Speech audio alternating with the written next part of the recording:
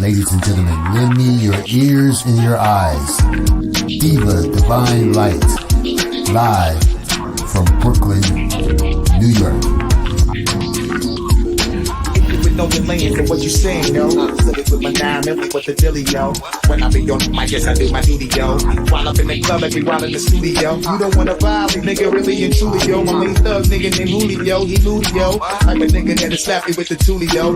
Bitch, nigga scared to death, act fruity, yo. Fuck that, nigga shorty, she a little cutie, yo. The way you shake it, make me wanna get all in the booty, yo. With no delaying for what you saying, yo. Diva Divine Light. Really my heart to me. See what you got for me. Good for the kids with my eyes to see. Still $1 in the place to be. If you really my heart to me. See what you got for me. Good for the kids with my eyes to see. Still $1 in the place to be. If you. You're watching Diva, the Divine Light.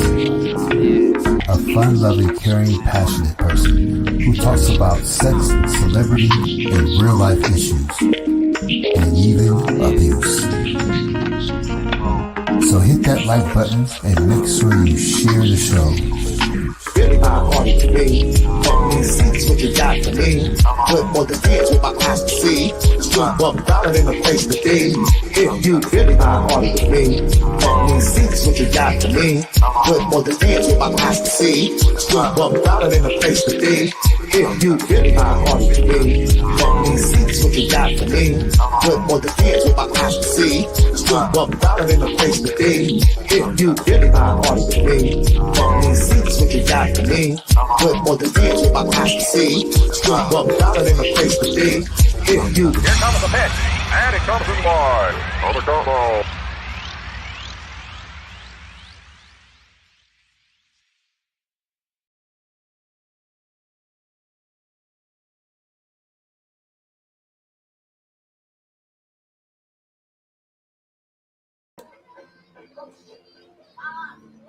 Hello, everyone. Microphone check 1 2 1 2. Can everybody hear me loud and clear? Make sure my mic is right. Good afternoon, everyone. Good morning, good evening to some.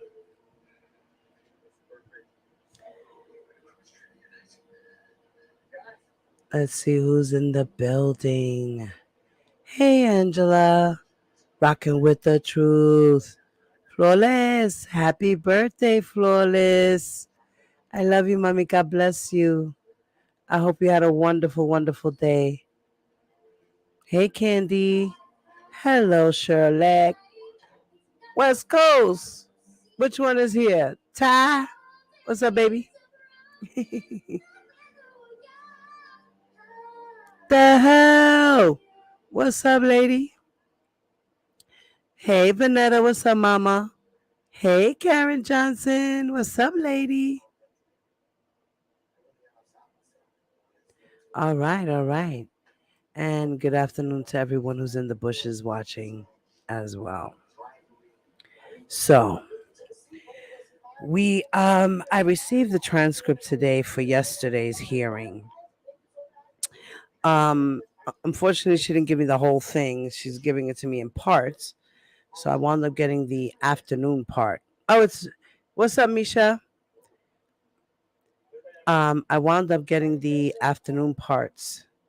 So what I'm gonna do is I'm gonna at least try to go through some of Keith Murrell's testimony. All right.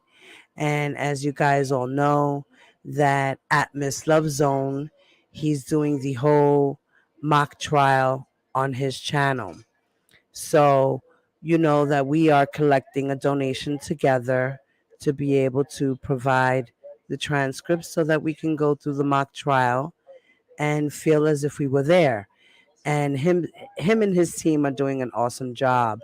And we would like to continue to do that for you guys. So just making sure that you guys remember to please donate, okay, to our transcript fund. And so far we are at $12, and we are starting the new fund so that we can collect for Monday's hearing. So Our goal is for $312 by Monday night. So hopefully we can get to that goal. Hopefully we can get to that goal between the both of us. And then Monday night I would put in an order for Monday's hearing, and then I would receive it Tuesday morning, no later than the afternoon. So as I get it, I'm going to read whomever's testimony I feel, and I'll read a portion of it, get everybody kind of started, and then Atmos is doing the whole entire reenactment of the court. So guys, thank you so much for those who have donated so far. Let me, where is, okay, here we go. I think this is it here. Yeah, I think this is it here. Yeah, okay, so let me,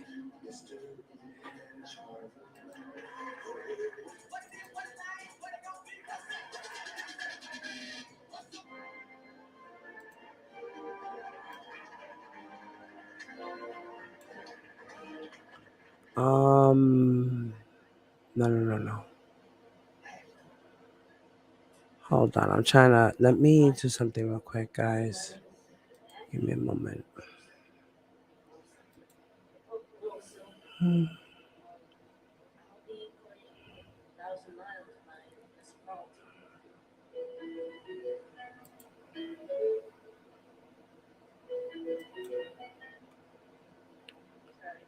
Oh, God, I don't know how to do this.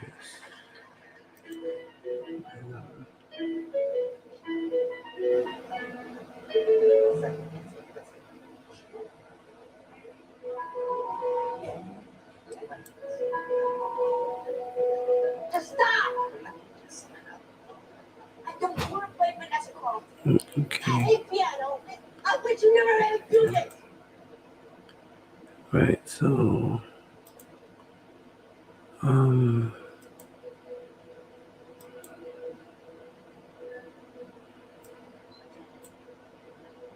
there we go.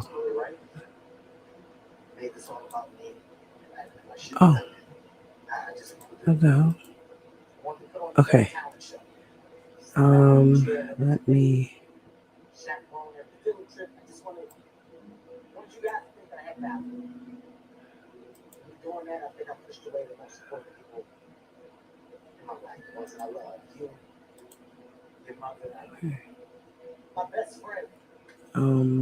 You gotta think a lot of stuff I'm not proud of.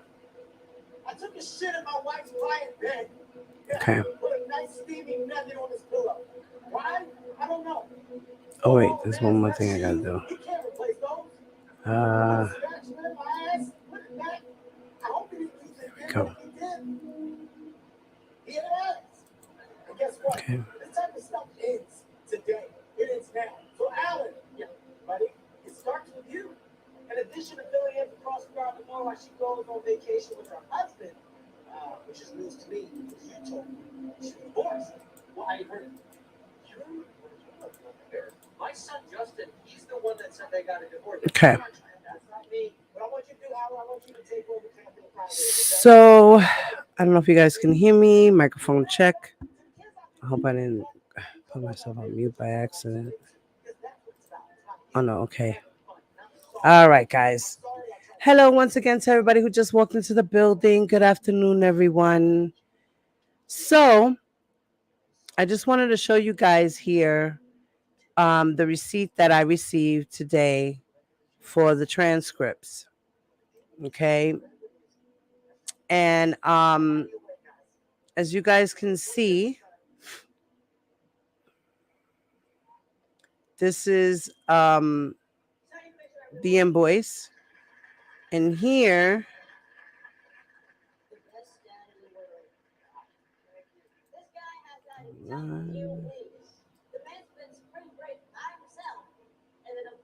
okay. And here is what we do.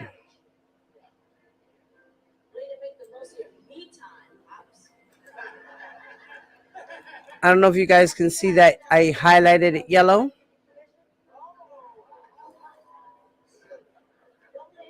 I don't know if you guys can see, but so far, as a collective group, between me and Atmos, we have collected $2,173.20. Okay.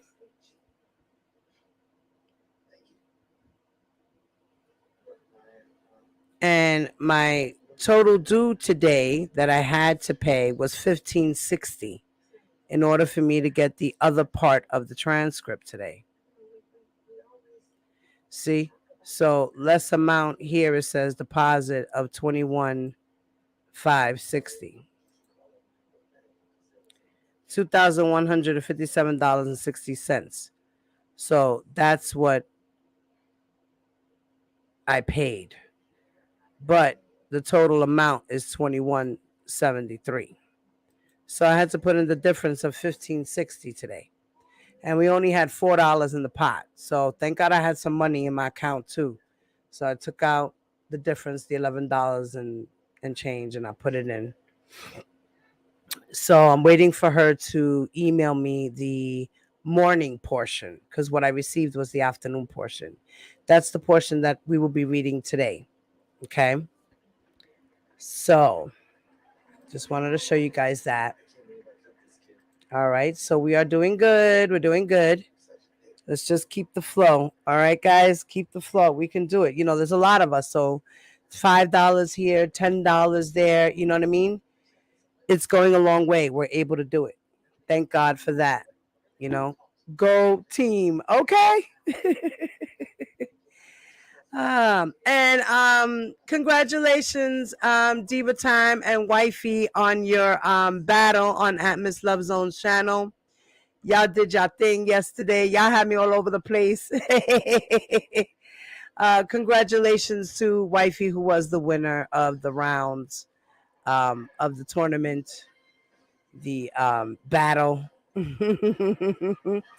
So make sure you guys try to catch that on Thursdays, every Thursday in the evenings, between 7 and 9 p.m. Atmos will be doing the music battles. But every now and again, he might change it due to other things that are scheduled.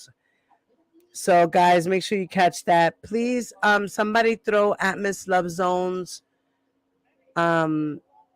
channel in the chat, please. And everybody else who's in here, who's a content creator, please make sure if you're a moderator, you guys can put up your channels. So please promote yourself, okay? Thank you. And so here we have, now I pinned the I don't know if it's up there, but I pinned it. I don't know if it stayed up there. Lord have mercy. Who knows? Did it? Yeah. I pinned the StreamYard link to the top of the chat. So if anybody wants to come in and help me read, please feel free. Okay? Thank you, Rockin'. And for those who want to donate, please donate to me or to Atmos Love Zone. Okay? We are accepting Cash Apps. My Cash App is $ Diva Divine Light, and his Cash App is $ This Blessed House. All one word. Okay? And in mine, his is all lowercase, and mine is a capital D with a capital D and then the capital L, and then all the other letters in between are lowercase. Okay? So the way you see it spelled on my avatar on the screen, that's the way it is, okay? The way it's spelled is exactly how it is. And you can also PayPal me. It's also Diva Divine Light, spelled the way I said, with a capital D, the capital D, and then the capital L. Everything in the middle is lowercase. And when you do donate, please make sure that you guys put in the for portion or the message, or however you do it, because through PayPal you can put a message or whatever. You put 4. When you put the 4 in there, put 4 transcripts Okay. And if you are interested in getting a copy of a transcript or two and you continue to contribute to the pot, you can receive transcripts. Just please make sure you also put in the for section your email address. Okay. And I can send it to you guys through email. All right. Thank you so much for those who have donated. It's very, very much appreciated. Thank you guys.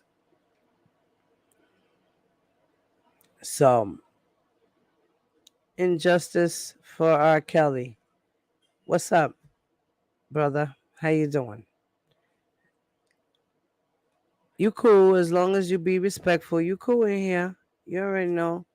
I ain't with the bullshit and the shenanigans, okay? All right.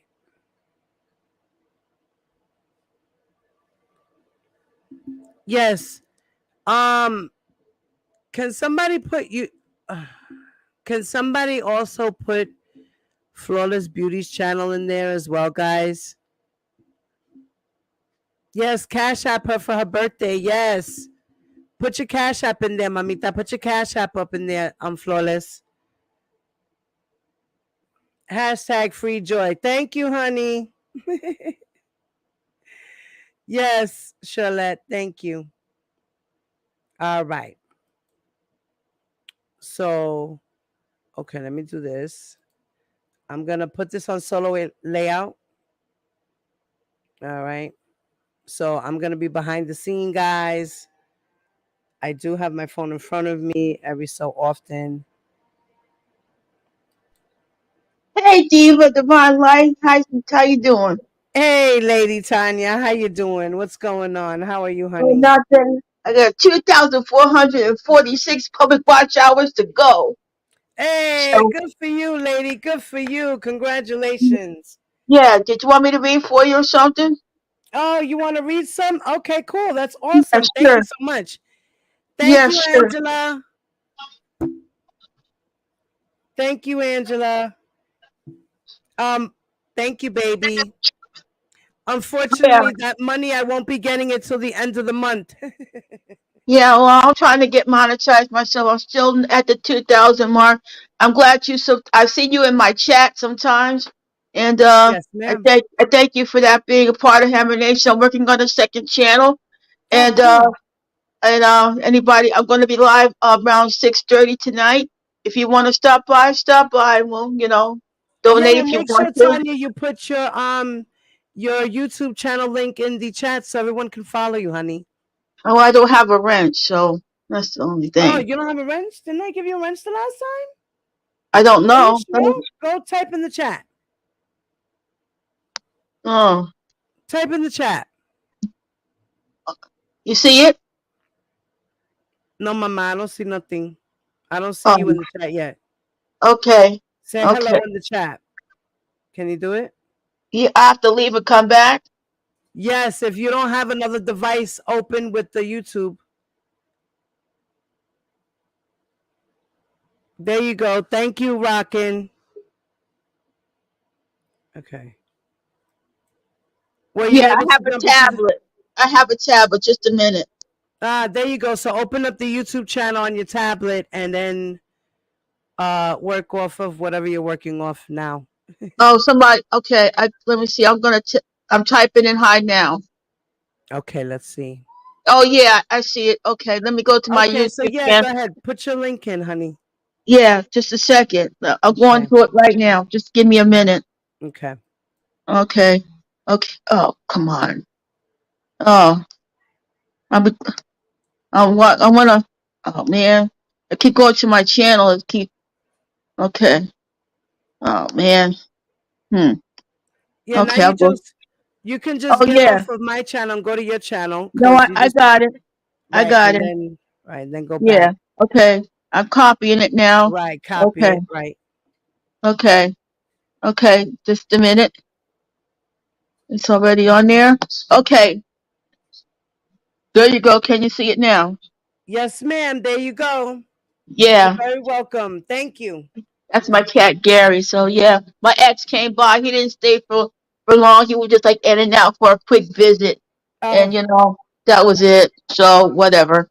Okay, what did you want me to read, if you don't mind? Yes. Okay. So We are doing a reenactment of Keith Murrell, who Yeah. is the government's witness, Oh. who is known as Individual C in the indictment of R. Kelly's Northern District, Illinois You want him trial. free? Say it again, honey. You want him free? Who, R. Kelly? Yeah. No. Oh, well, listen. I have people, one person that wants him locked up, but listen, I'm split. But I try to be fair on my show. You know, both sides of the coin. Right. So I'll be fair. Which one you want Yeah, me to me read, too. I ma'am? don't listen. Just because people want him free, that Yeah, doesn't mean I have to hate them. That's not who I am. me I'm not neither. like that. And that's Right. one thing I don't like is cursing on my show because I'm sick of cursing. I'm tired of it. That's why Right. I'm trying to make on the second channel for my channel. But other than that, when you want me to, I'm 56 years old. I'm a widow, and I have my father's necklace on my neck so to keep me company. So I have it around me all the time, God every day bless now. you. Yeah. God bless So you. what you want me to Sorry read? about that. I'm Okay, so I'm 56, gonna going be on. all right. So I'm gonna finish explaining what we're gonna do first, and then Okay. I will be the one asking you the questions. So I'll be reading the part that says Q in front of it, Yeah. Oh and yeah. I see. Good afternoon. Yeah. you'll be the one to read the ones that say A in front of it. Okay, so Oh, you'll be the okay. you will be Keith, and I will Okay. be the government. Okay. Okay, so since Okay. you're for R. Kelly, that'll be cool. No, I'm not really for him or against him. Okay, that's fair. There you go. Yeah. Okay, all But I right. don't know who's going to be the king of R&B. They say Usher doesn't have the chops for it, but I don't know who else is going to take his place. So that's the Oh thing. Lord. Yeah. Well, that's Yeah, another story. yeah. Okay. All right. So you ready? Yes, I Can you see am. the screen? Yes, I do. Okay, ma'am. So I am I like Miss. that. I'm not that old. I'm 56. You're just 10 years older than me. You're not Oh, old. Don't worry, honey. I was born in May. I'm a Taurus. I'm a Pisces. Oh, okay. I can't see you though very much. Can I see you? Oh, you have on full screen. I'd like to learn how to do that. Because if I do, I'll go, okay. Okay, you go on, ma'am. Okay, there you go. So I'm going to ask the questions. I'm Miss Pizzolo. Okay. Okay. Good afternoon. How are you doing? Can you please state and spell your last name for the record?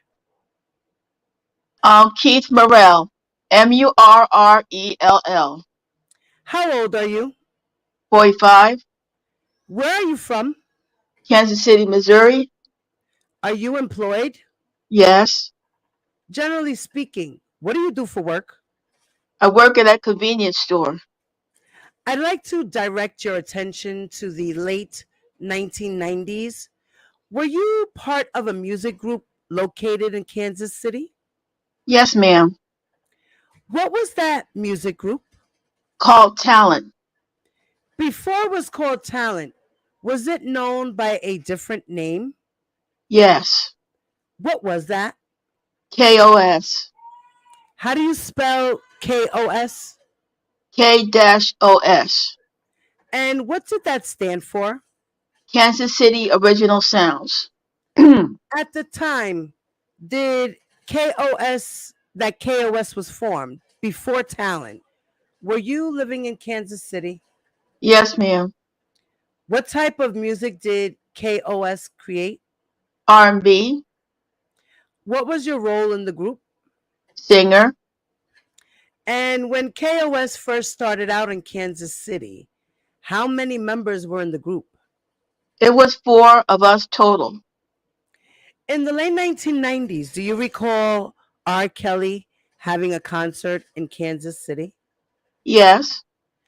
Do you remember the exact year of that concert? No, I don't remember. Do you go to the R. Kelly concert? No. In the late 1990s, were you a fan of R. Kelly's music? Yes. Do you know what R. Kelly's full name is? Yeah, Robert Kelly. After the R. Kelly concert in Kansas City in the late 1990s, did you have an opportunity to speak to Robert Kelly?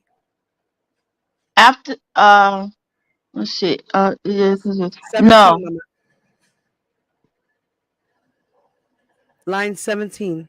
Oh, ask the question again. After the concert in the late 1990s, the one in Kansas City, did you have an opportunity to speak to Robert Kelly? No. So, how did you first become in contact with Mr. Kelly?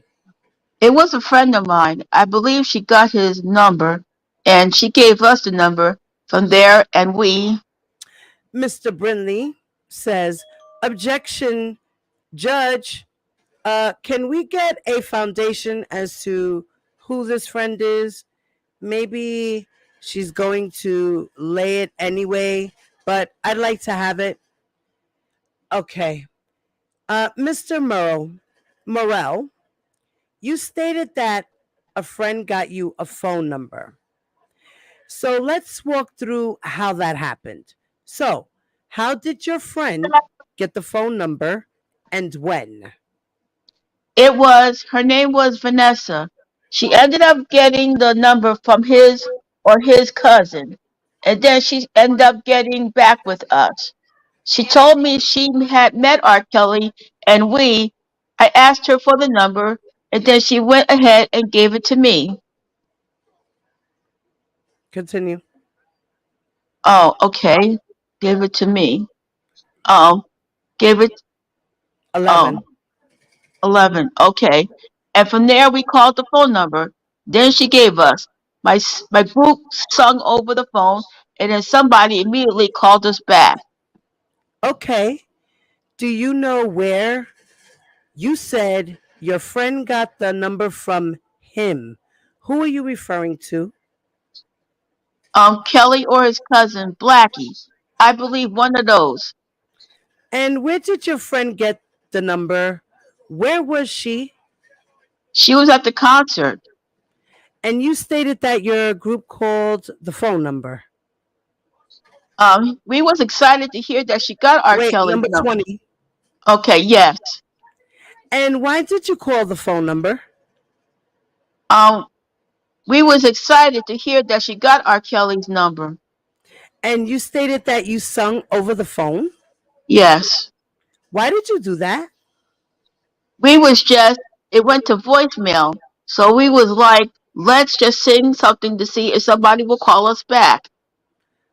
Okay, and you stated you did get a return phone call about the message that you left. Yes. And do you recall who called you back? I don't recall.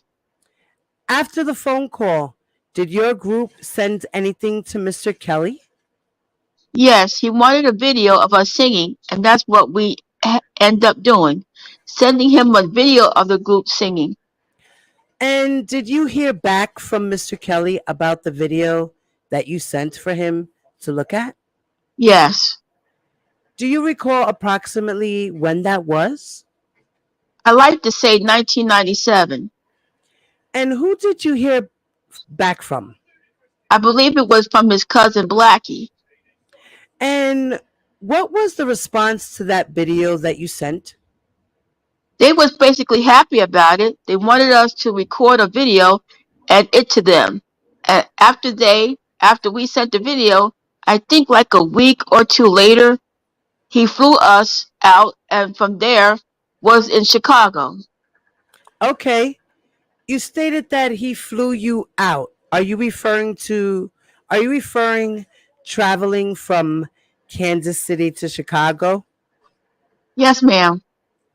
And approximately how much time passed between the time that you were invited to Chicago and I, your group going to Chicago? I'd probably say either 2 weeks. Objection, speculation. No, he can hear. I'm sorry. What was your answer? Like 2 weeks. So, based on the timeline you just described, you went to Chicago in 1997 or 1998 to see Mr. Kelly? Yes. When you arrived in Chicago, where did your group stay? Um. When you let's see. Number 15. Oh, we stayed in a we stayed at a hotel. I don't remember the name of it. Was it in downtown Chicago? I believe so. After arriving in Chicago, did you see Mr. Kelly? Yes. About how long after you arrived in Chicago did you see Mr. Kelly? I'd probably say within an hour or two. And where did you first see Mr. Kelly? At the hotel. While you were in Chicago, did you record music? Yes. Where did you record? I went to say I want to say Chicago Tracks. And what is Chicago Tracks? A studio. Were you immediately signed by Mr. Kelly when you arrived in Chicago and started recording? No, we had to sing a song. And I remember his saying, if we knock this song out, then we will be able to sign.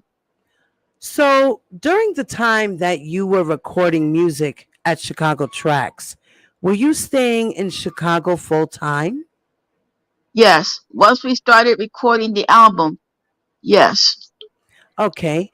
And during the time that you were recording at Chicago Tracks, did you see Mr. Kelly at Tracks? Yes. How often did you see Mr. Kelly at Tracks? You can say at least out of 7 days, 5 days a week. And generally, what hours were you recording the music at Tracks? We were probably recording from, if I remember, from 10 to like 7 in the morning, something like that. So after KOS started recording in Chicago with Mr. Kelly, did the name of your music group change? I didn't. 24. Yes. Do you recall when the name changed and how long after you arrived? I don't recall. And what was the name of your group? Talent. Why did the name change from KOS to Talent? Because Rob came up with the name that he wanted us to be the called Talent. And did Talent release any music under the R. Kelly's record label? Yes, we released a single called Celebrity. Do you recall what year that single was released? No, I don't. I'd like to direct your attention to the year of 2000 or 2001. Did you meet a person named Lisa Van Allen? Yes. Who is Lisa Van Allen? A friend. Where did you first meet Lisa? At a hotel. Do you recall where the hotel was located? Downtown. And after meeting Lisa, what was your relationship with Lisa? We became friends, and then also we became a little closer also. And what do you mean by that? We started having a sexual relationship. How often did you see Lisa while you were in Chicago during that time frame? 2000 or 2001? While we was at the hotel, we would probably see her every day. Was Lisa also staying at that hotel? Yes. How do you know? Because we seen her every day, and she stayed at a room, I believe, above us or under us. And was Lisa your girlfriend? No. Hold on 1 second. Hey, Candy Cane. Hello. Hi, baby. What's up, lady? Say hello to everyone. Hello. Candy, Candy, you're muted, mama. You got to unmute yourself. Let me see. Can I unmute her? No, she has to unmute herself. Candy, you Yeah. have to unmute yourself, mama, so we can hear you. Uh-oh. Candy, if Hello. you're having an issue, go out and come back in. Can you hear me? Yeah, I hear you, Tanya. Oh, okay. Candy. All right, Candy. Go out and come back in. I'm gonna remove you, okay? Uh, Okay. okay. How Yeah, am I I'm gonna. doing so far? You're doing great. Thank you so much. You're doing excellent. Great Thank reader. you. Awesome. We're doing good. Thank you. Reading was Thank you always so my number much. one subject in school. I wasn't good at anything else in No, but you're school. doing great, honey. You're doing I have a great. learning disability, but I don't let that bother me. You're doing great, sweetheart. Don't worry. You are doing I was Employee absolutely of the great. Month at my workshop. Shoot. Yes, yes. Right, guys? Tanya's doing great, right? Thank you. Thank you. All right. So let's continue. And hopefully Candy comes back to us. Okay. When she comes back, maybe she can her audio be better. All right. So we were last at I was at number 12. Yeah. Okay. Was Lisa your girlfriend? No, Do you know whether Lisa had a boyfriend at that time? I don't recall. Do you know whether Lisa had a relationship with Robert Kelly? Yes. What was that relationship? Bonjean interrupts and says, "Objection to the foundation, speculation, and the vagueness of that question." The judge says, "He can answer, overruled." Boy, she gets overruled a lot. Yeah. Go ahead, mommy. You're number 24. What was the question again? Um, Hold on 1 second. I got a call. Give me a moment. That's my Okay. mom.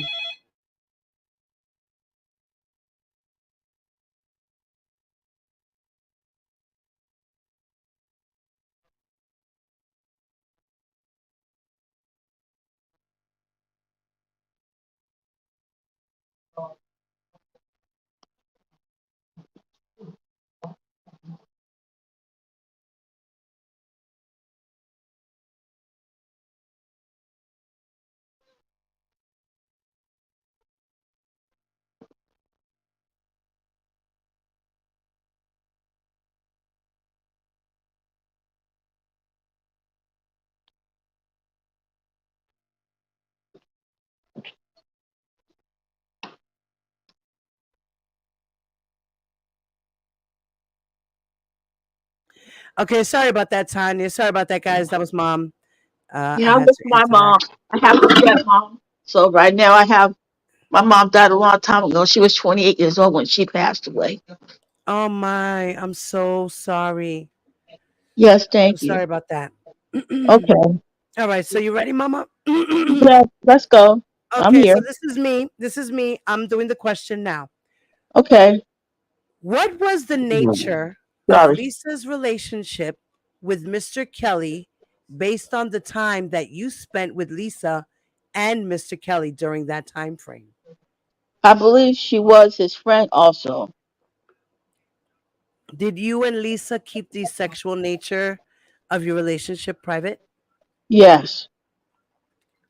And why was that? Because he did because we didn't want nobody to know besides my group.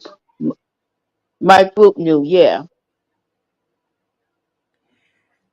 And after Talent released its single Celebrity, did the group part ways with Mr. Kelly's record label?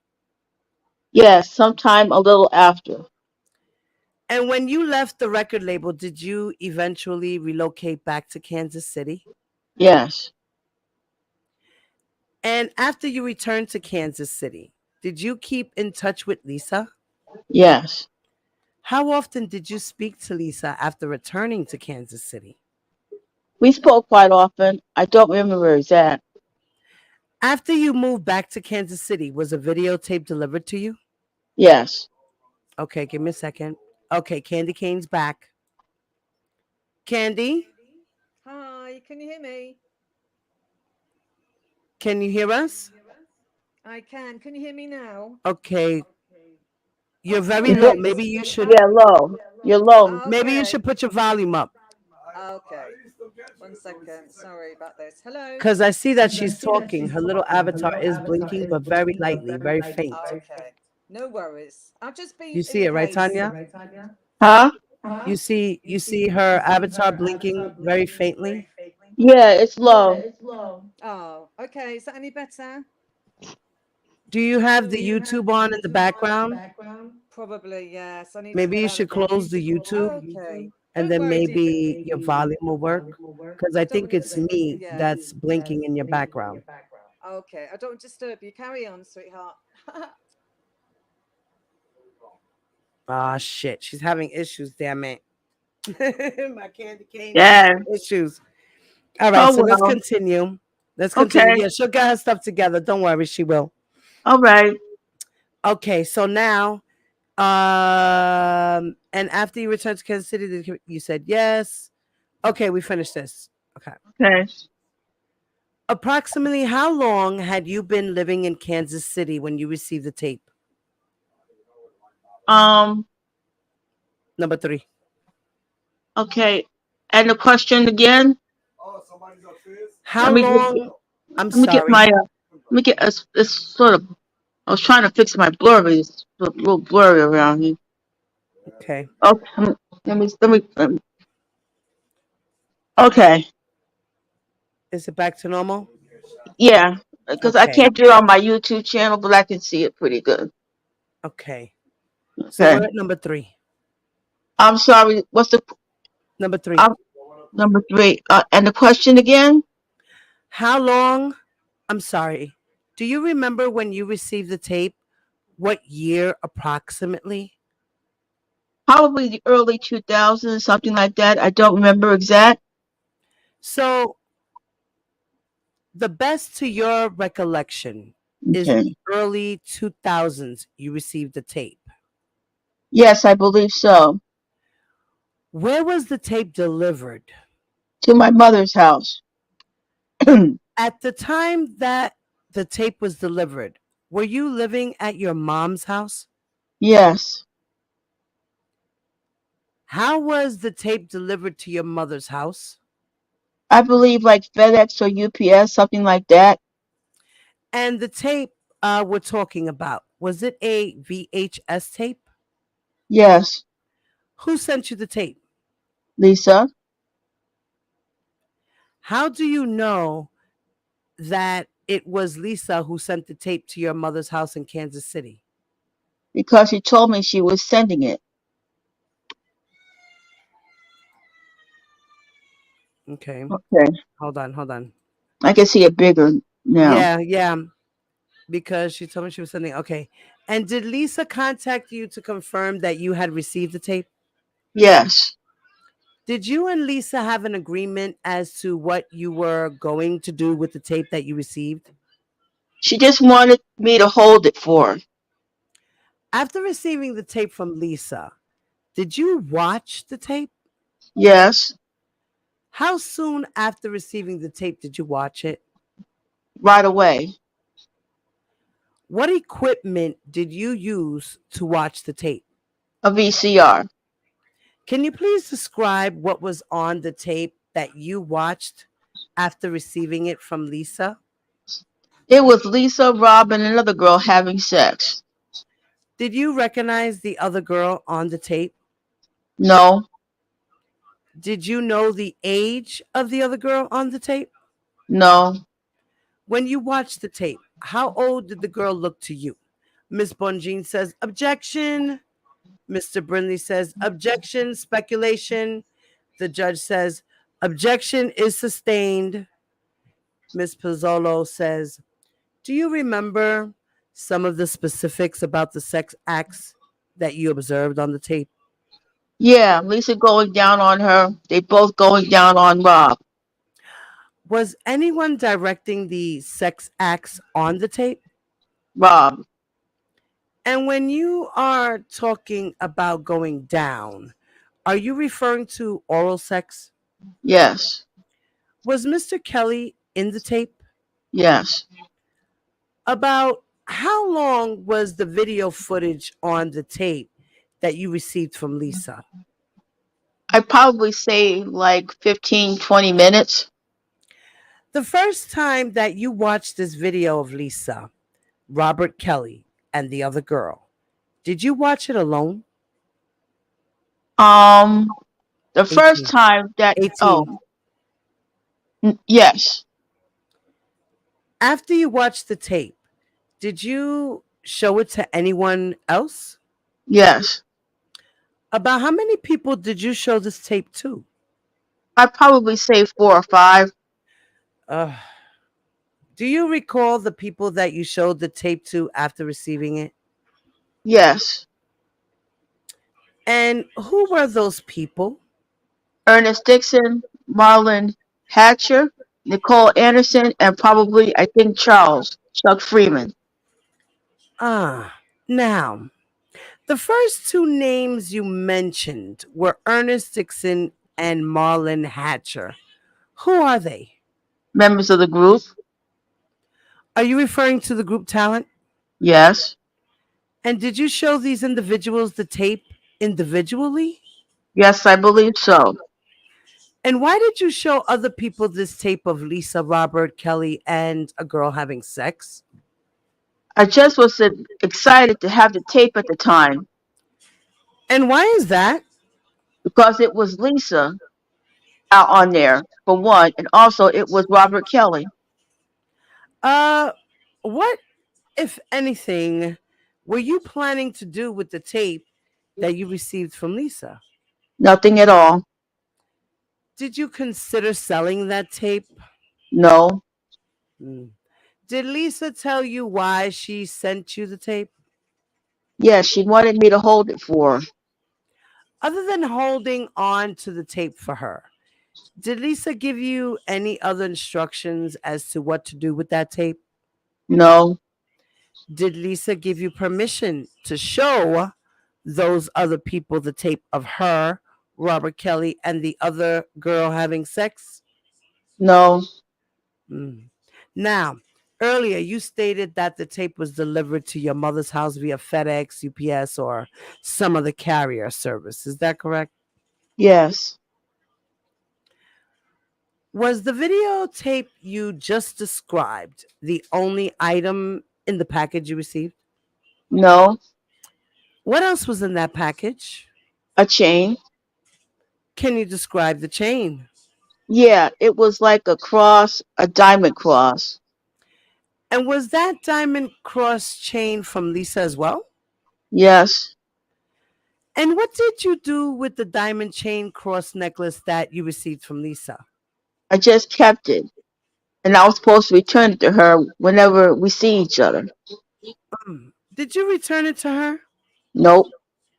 What happened to the necklace? I end up taking it. I have a friend of mine take it to the pawn shop. After I had it for a while, I guess she needed money and she wanted to see if I could get it pawned. And we went to the pawn shop and they took it. So let me break that down a little bit. You said that she wanted you to pawn it. Who are you talking about? Lisa, And how was that communicated to you? say that again? How did you know that Lisa wanted you to take it to the pawn shop? Well, she told me she needed some money and she wanted me to sell the chain. I didn't want to sell the chain because I liked it. I knew it was worth a lot of money, whatever, and I knew the pawn shop wasn't going to give her a lot of money for it. And she asked me to go ahead and get it sold. So I did that. I gave it to a guy. He told me that he think he can be able to get a certain amount of money for it. I gave it to him to go in there with it, and they end up taking the chain. Okay. Who did you know who the necklace belonged to? Yes, Who did it belong to? Robert Kelly.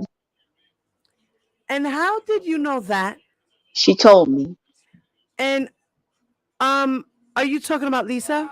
Yes, And you stated that they took the chain. Please be more specific about what happened to that chain. a detective came in and they said the chain was stolen. I guess I just walked out. Once they came in, I left immediately. And the police took the chain? Yes, So you never got any money for that chain. Nope. Okay. So going back to the tape that Lisa sent, after you received the tape from Lisa, where did you store the tape? At my mom's house. And after you first received the tape from Lisa, did you make any copies of it? Yes. About how long did you have the tape when you made a copy of the tape? A long time, probably years. Okay, so you did not make a copy after you first received it. Correct. Okay, I'm going to ask you some questions about the copy that was made of the tape. But before I do, I want to ask you some questions about your testimony here today. Okay. Are you testifying here today under a grant of immunity? Yes. And in your words, what does that mean? Meaning that, just to be honest, also tell the truth about what I said at the grand jury hearing. And if I don't do that, I'm also could be prosecuted. Okay, so if you don't tell the truth, what could you be prosecuted for? Not telling the truth. Okay, so earlier you testified that you had conversations with Lisa about the tape and that you had shown the tape to others in the Kansas City area. I'd like to direct your attention to the year 2007. Did you still have the tape from Lisa in your possession? In 2007, I believe so, yes. In 2007, did you receive a phone call about the tape? Yes. Were you surprised to receive a phone call about the tape in 2007? Yes. And after getting that phone call, did you call Lisa? Yes. And during your phone conversation with Lisa, did you talk about the tape with her? Yes. What was discussed during the call with Lisa in I told 2007? her I told her that Daryl called me and said that he knew that I had the tape, and I wanted to know how did they find out I had the tape. So you stated he knew you had a tape. Who are you referring to? Daryl? After you spoke to Lisa about the phone call you received, did you receive another phone call about coming to Chicago? Yes. Who contacted you about traveling to Chicago? Um, June? Do you believe, do you know June's last name? Brown, I believe. And prior to this phone call in 2007 about coming to Chicago, had you met June Brown before? Yes.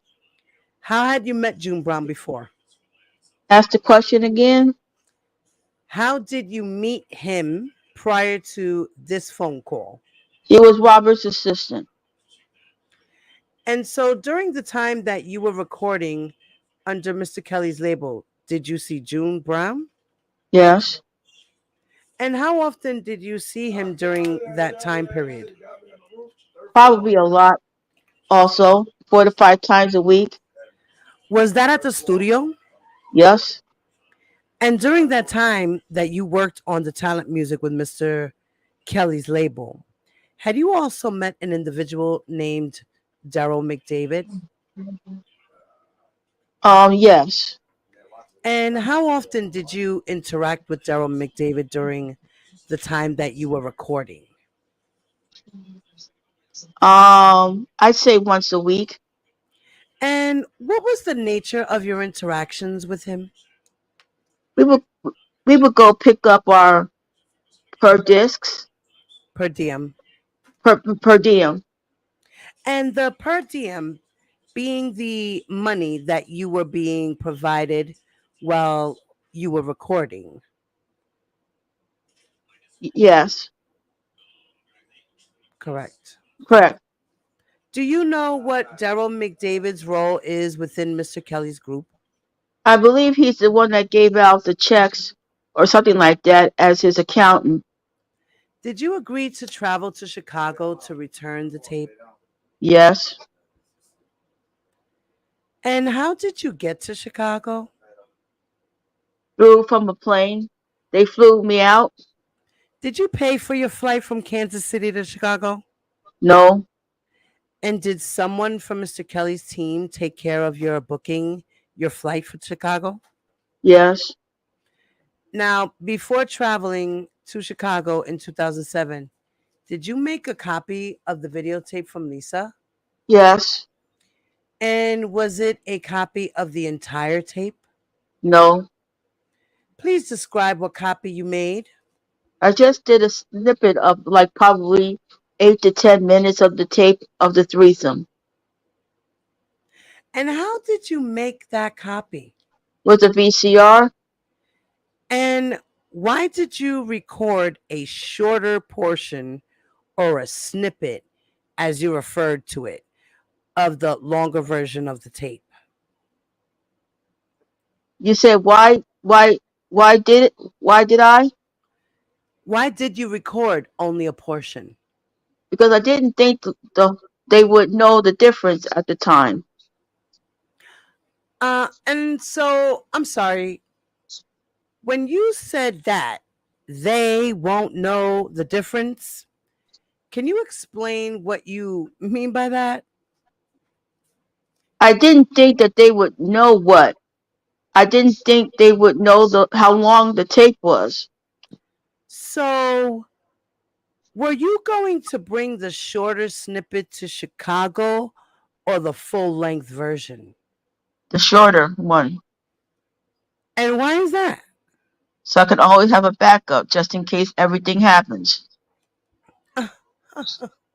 And why did you need to have a backup of the full version and only bring a snippet to Chicago?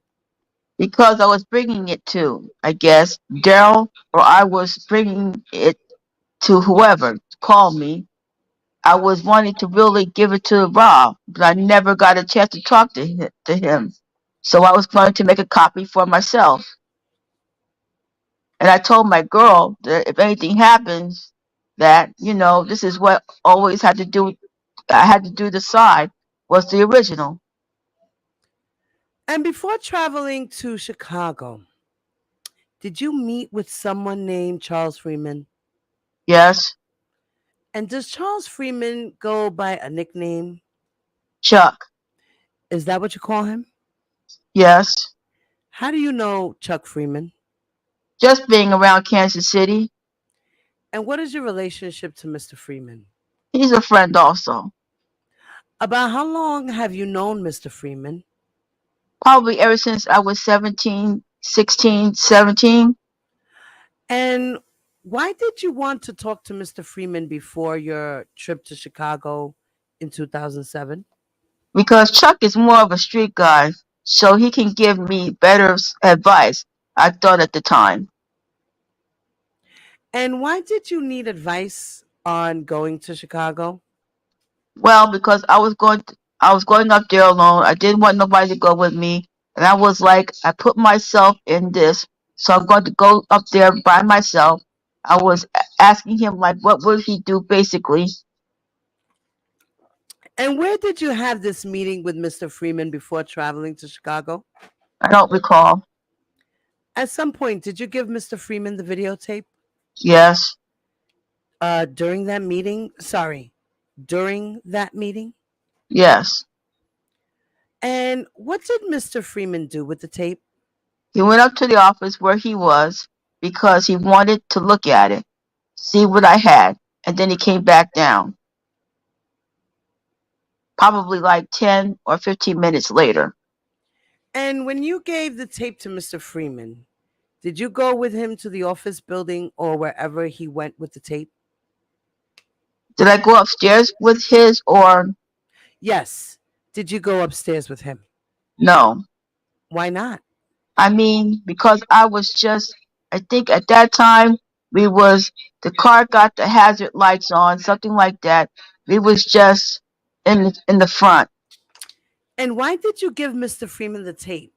What was the purpose of letting him walk away with the tape for a period of time? Because I wanted him to check out and see what he thought about it. And to be clear, the tape that you gave to Mr. Freeman to check it out, was that the full length version of the tape? Yes. About how long was Mr. Freeman gone with the tape? Probably like 10 or 15 minutes. Did Mr. Freeman eventually return to where you were waiting outside? Yeah. And did Mr. Freeman give you the tape back? Yes. And was it the same tape that you had given to him? Yes. Do you know whether Mr. Freeman made any copies of that tape while he was gone? I don't believe he did. And after Mr. Freeman gave you back the full length version of the tape, what did you do with the tape before you left for Chicago? Ask the question again. After Mr. Freeman returned that full length version of the tape back to you, what did you do with that tape before you left for Chicago? I took it back to my house. So, after this meeting with Mr. Freeman, did you then travel to Chicago? Yes. And you stated that you flew to Chicago, is that right? Yes. And you traveled alone? Yes. What happened after you landed in Chicago? Don't recall who picked me up at the time from the airport. Someone picked you up from the airport? I believe so. I'm not for sure. Where did you go from the airport? I went to a hotel. And where was that located? I believe it was downtown. And did you meet other individuals once you made it downtown? Yes. Who did you meet with? June and Daryl. And what was the purpose of that meeting? I was coming to bring them back the tape. Other than June and Daryl, were there any other individuals meeting you to talk about the tape? Are you saying who was all there? Yes. Who was all there? June, Daryl, Lisa, and a lie detector guy, and also like a tall guy. Did you recognize the tall guy? No. Do you know why he was there? No, I do not. No, I do not. Did he do anything to you when you arrived? Yeah, he just searched me. And after you were searched and you were in the meeting with, you stated June, Daryl, and Lisa, and you stated there was a polygraph examiner there as well. Yes. What did you do with the tape? I gave it to Daryl. Did you see Robert Kelly at that meeting that day? Nope. And did you speak to Mr. Kelly at any time during that visit to Chicago? Nope. So, what happened after you gave Daryl the tape?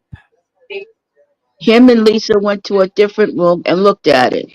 Mr. Brindley says, objection. Speculation as to how he knows what happened in the other room. The judge says, overruled. Miss Pozzolo continues. Do you know how long Daryl and Lisa were gone with the tape? Probably like 10 to 15 minutes Where did you wait while they were gone? on the couch. Was anyone with you while you waited on the couch? June and I believe the lie detector guy, and also the other guy was there. The tall guy was there also. And did Daryl and Lisa return to the room where you were waiting? Yes. And what happened after you returned? Well, they returned. I don't remember if I took the test before, then, or after. I don't remember. Okay, let's talk about the test. I'd like to show you what's been admitted into evidence. Government Exhibit 323. May I publish to the jury, please? Mr. Murrell, do you recognize Government Exhibit 323 on the screen in front of you? Yes. Okay, I made it a little bit bigger. So, do you see your signature anywhere on this document? Yes. Where is your signature? Where it says signature there? Okay. Is this document dated April 17th, 2007? Yes. And is this related to the polygraph examination that you took during this trip to Chicago? Yes. Okay. So, after signing this consent form, did you take a polygraph examination? Yep.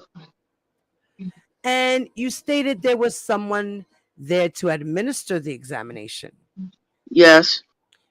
Did you recognize that person? Did I? No. Was anyone else present in the room with you when the actual exam was happening, or was it just you and the polygrapher? Just me and the guy, the lie detector guy. And were you asked questions during that exam? Yes. What type of questions were you asked during that exam? Like my name, where, yeah, my name, what city was I from, stuff like that. And did I make any copies of the tape? Okay. And when the examiner asked you about whether you made any copies, what did you say? I said no. But you did make a copy, correct? Yep.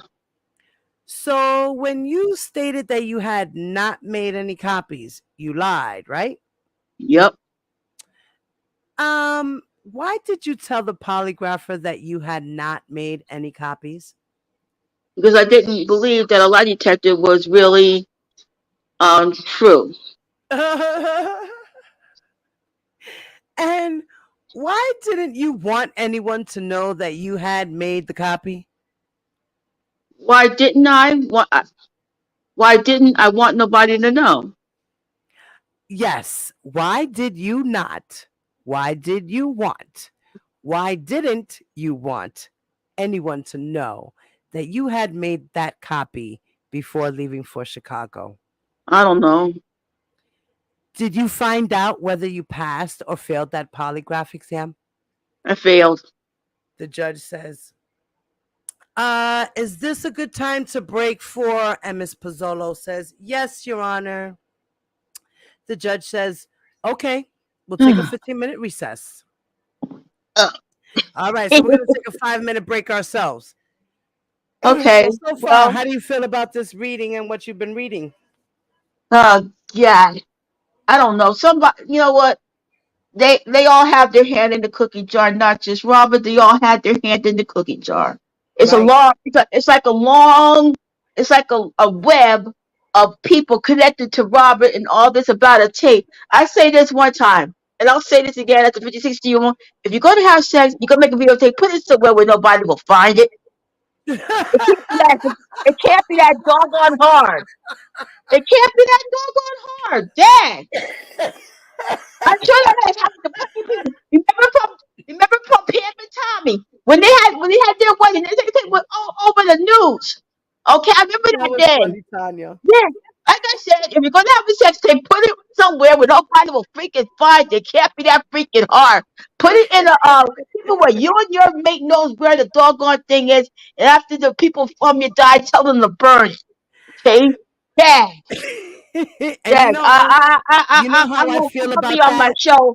I'm gonna You be on my show in about 4 o'clock, and you can come on by. I gotta drink some water, take a break from all this mess. Dang, dang. It was nice. It was well, nice. I'll be thank you back a for little. coming by and helping me read. That was awesome. Thank you so much, Tanya. You're welcome. Bye, Bye, peaches. baby. So, it's crazy how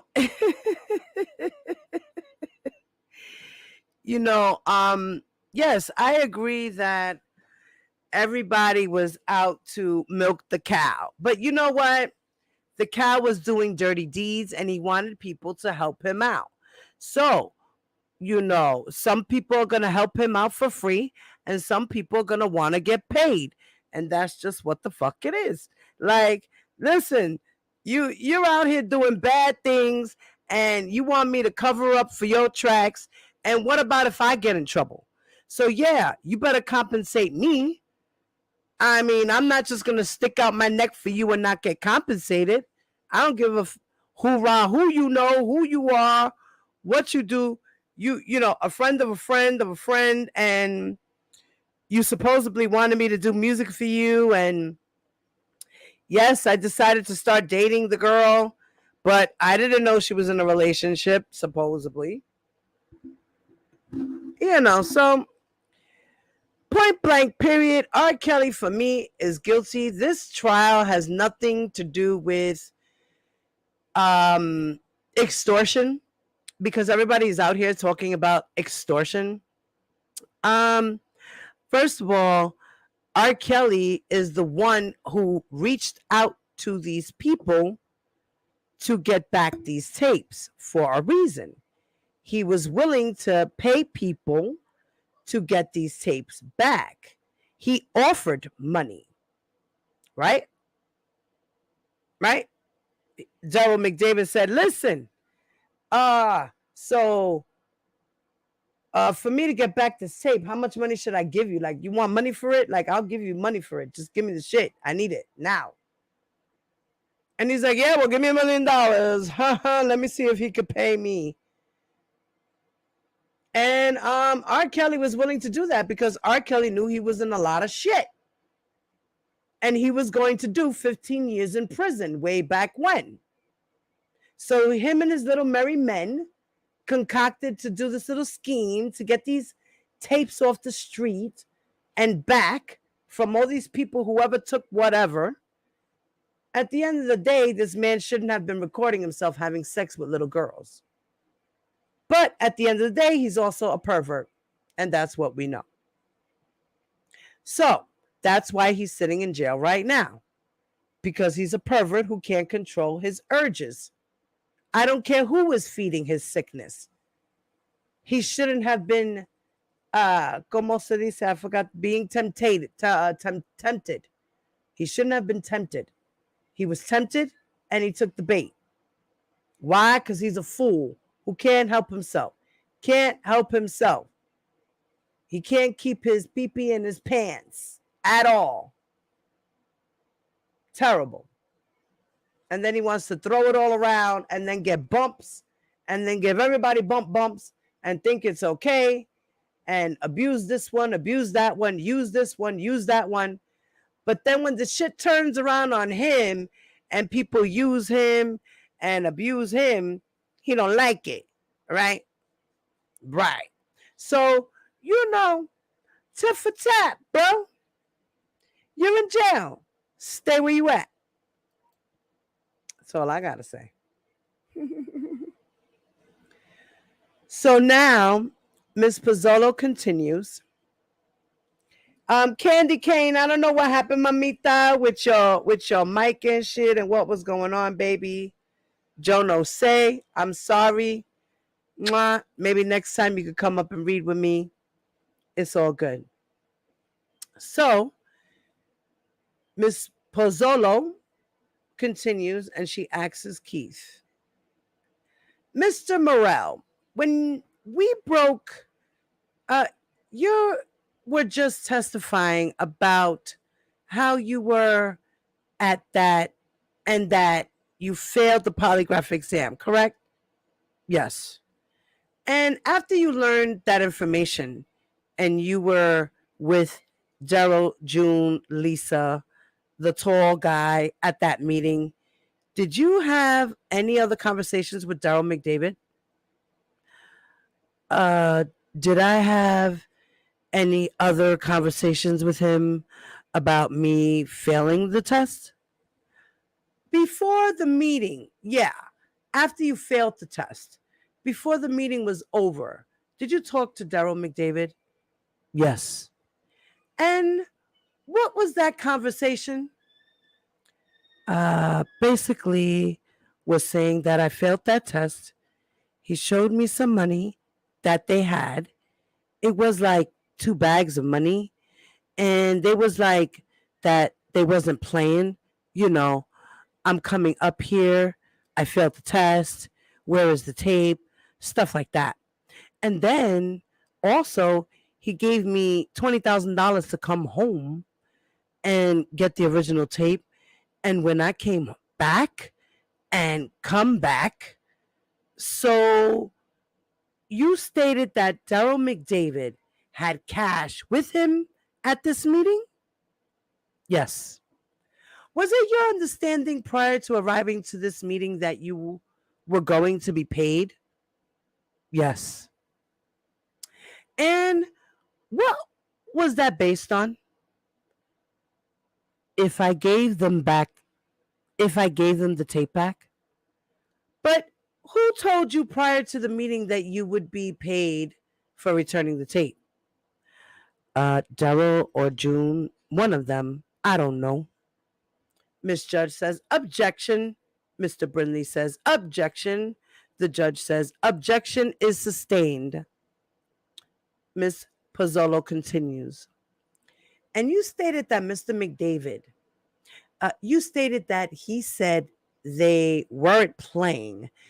Is that what you said? Say it again. Again? Say it again. You stated that Mr. Mcdavid said they weren't playing. Is that what you said? Yeah. Like, basically, I came all the way up here and I didn't have the original copy with me. So basically, they're not playing. They have the money, but I don't have my half of what we agreed to. And you stated that Mr. Mcdavid gave you $20,000. Yes. Why did he give you $20,000 if you didn't follow through with returning the item that they wanted? Mr. Brindley says, object, speculation, judge, as to this motivation or why. The judge says, objection sustained. Ms. Pozzolo continues and says, did Mr. Mcdavid tell you why he gave you $20,000? Yes. What did he tell you?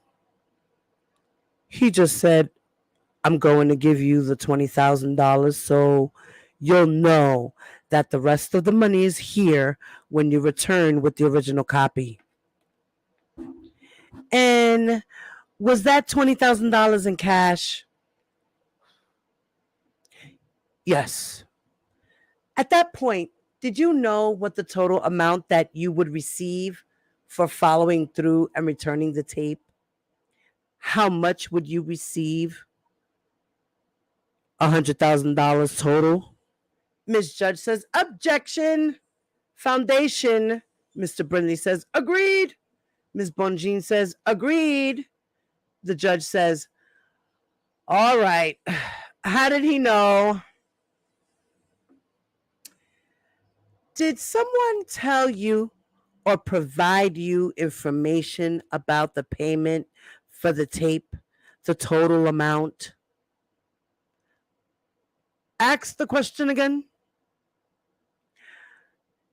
How, for returning the tape, you stated that you expected to be paid, correct? Yes. How did you have an understanding of the amount that you would be paid? Daryl told me. And when did that happen? Over the phone. What was that prior to the in-person meeting you just testified about? Yes. Now, after Daryl Mcdavid gave you $20,000 in cash, did you accept the money? Yes. And was Lisa still present in the room when you received the money? Yes. What was Lisa doing? I don't recall. Did you observe whether Lisa received any money that day? Yes. He gave me $20,000 and he gave her $20,000 also. So, after taking the $20,000 before you left the meeting, what did you understand the next step to be? For me to go home get the original copy and bring it back? And did someone instruct you to do that? Yes, Daryl. At the time that you received the $20,000 in cash, was June Brown in the room? Yes. Did you take the $20,000 back to Kansas City with you? Yes. What did you do with the cash? Probably, I don't remember exactly. And that snippet of the videotape, did you leave that at the meeting? I don't recall. Did you bring the snippet back with you to Kansas City? I don't recall. You just testified about a trip that you took to Chicago in April of 2007. Did you return to Chicago for a second time? Yes. Approximately how long was your second trip after the trip you just described? It was probably like a week or week and a half, something like that. And how did you get from Kansas City to Chicago this time? A plane. Did you book and pay for that flight? No. Did you speak to someone about making the travel arrangements? Yes. Who did you speak to? June. And when you traveled to Chicago for the second trip, did you bring the original full-length videotape that Lisa had sent to you? Yes. Before you left for the second trip to Chicago, did you make any other copies of that tape? No.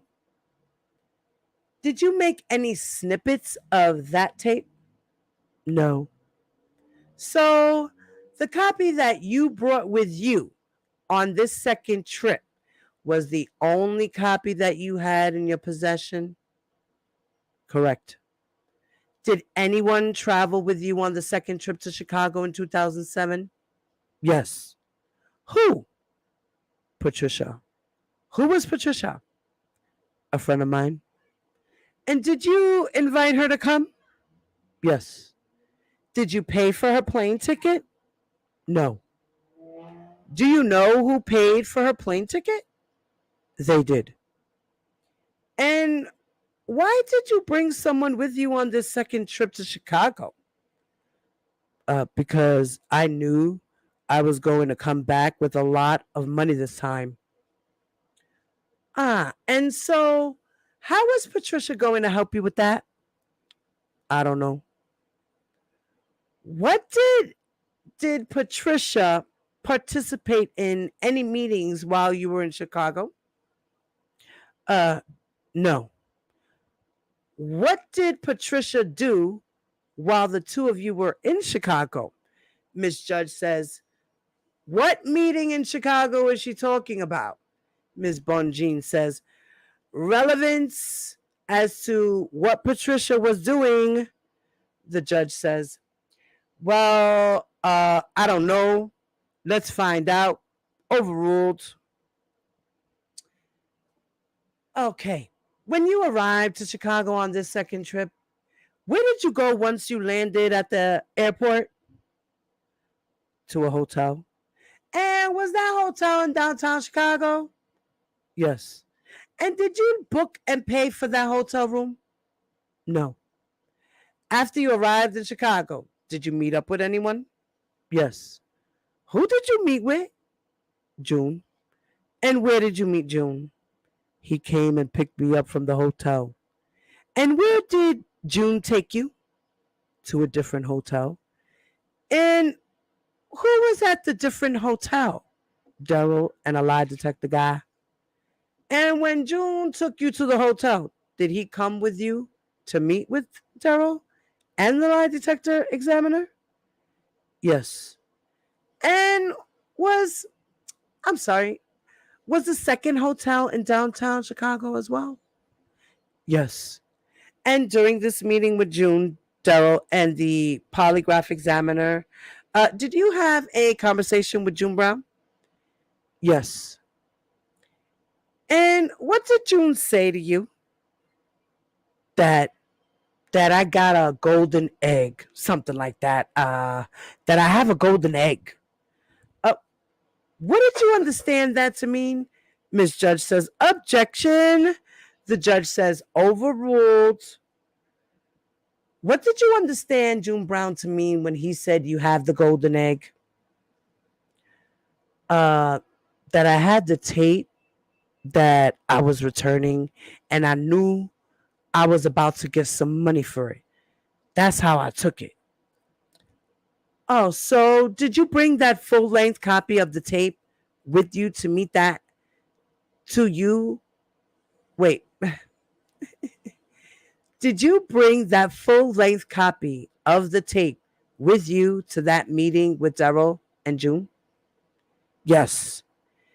And when you got to that meeting, what did you do with the tape? Gave it to Daryl. And what happened after you gave the tape to Daryl? I had to take the lie detector test. And who instructed you to take that lie detector test? Daryl. I'd like to show you what's been admitted into evidence as Government Exhibit 324.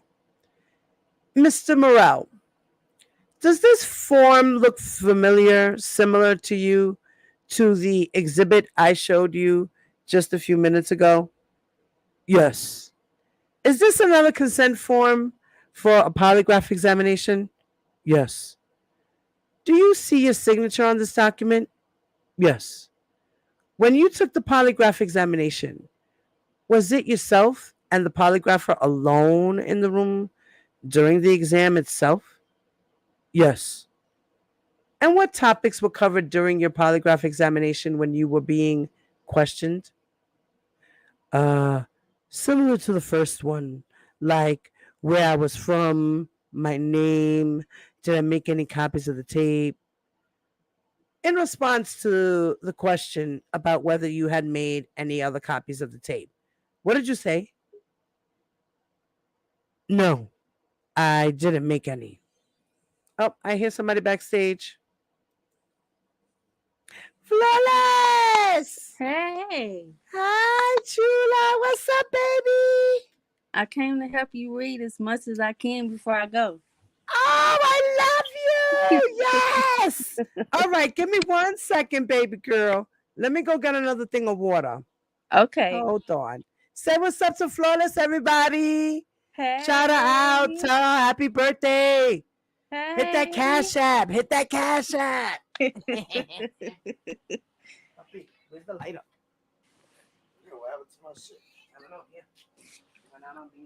How are y'all doing? Hold on. Let me get my water.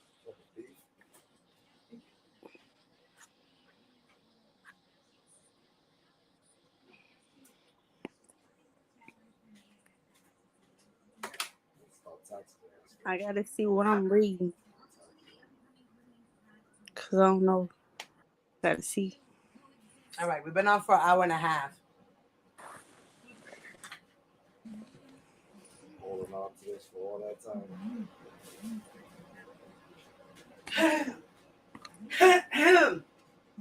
Okay.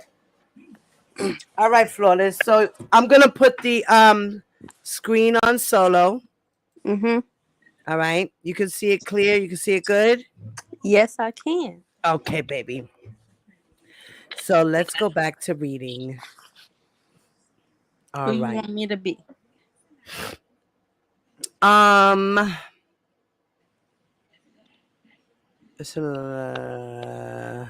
Okay, I was at number 15, so I go on number 16. All right, Okay. so you do line 17. Okay. Okay. All right. Did you pass the polygraph exam? Yes. After you passed the polygraph examination, did you talk to Daryl Mcdavid? Yes. And what happened during that conversation?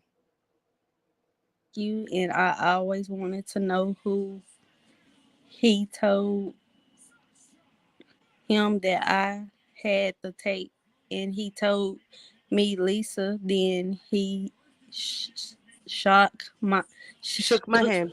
shook my hand, and gave me a hug, and then gave me the money also. Now, you stated he gave you the money. How much money did you receive from Daryl Mcdavid after returning the tape to him? 80,000. Was that in cash? Yes. And how was the cash stored when it was provided to you? I believe it was in a bag. And after receiving the cash, did you leave that meeting? Yes. And how did you return to Kansas City? I did return to Kansas City, yes. How did you get back to Kansas City? They gave me a car and we drove back in a BMW. You said we drove. Who are you referring to? Me and Patricia. Who was driving? I didn't know the guy So, how did you know that that was a vehicle that you were to use to get back to Kansas City? because it was like a car service or something. They provided it for me. When you say they, who are you referring to? Daryl, June, they provided it for me. So, were you expecting to take a car back to Kansas City after the meeting? I don't know. I wasn't expecting really. I didn't know if I was going to fly back or Do you remember? Do you know why a car service was provided to you? Mr. Brindley says, objection, speculation. The judge says, if he knows. Miss Pizzolo continues and says, do you know why a car service was provided to you? now that I'm older, of course, because I probably had so much money. Oh my God, that's funny. Mr. Brindley says, objection, objection, judge. The judge says, okay. Mr. Brindley says, it's speculation. The judge said, sustained. Miss Pizzolo says, and when you returned to Kansas City with the $80,000 from Daryl Mcdavid, what did you do with all that cash, if you remember? I don't remember. So, in total, how much money did you receive from Daryl for returning the videotape that Lisa had sent you? 100,000. Okay. Other than the videotape that you had just testified about involving Lisa, Robert Kelly, and the girl, have you seen any other videos that depict Robert Kelly having sex with girls? Yes. And when was that? When did you see another video? They had one like they was selling everywhere on the streets. I saw that one. I seen one on the internet before. I also seen one that Chuck had also. Now, you stated that Chuck, you're referring to Chuck Freeman? Yes. He showed you a video? Yes. Do you recall whether that was before or after these trips to Chicago in April of 2007? I don't recall.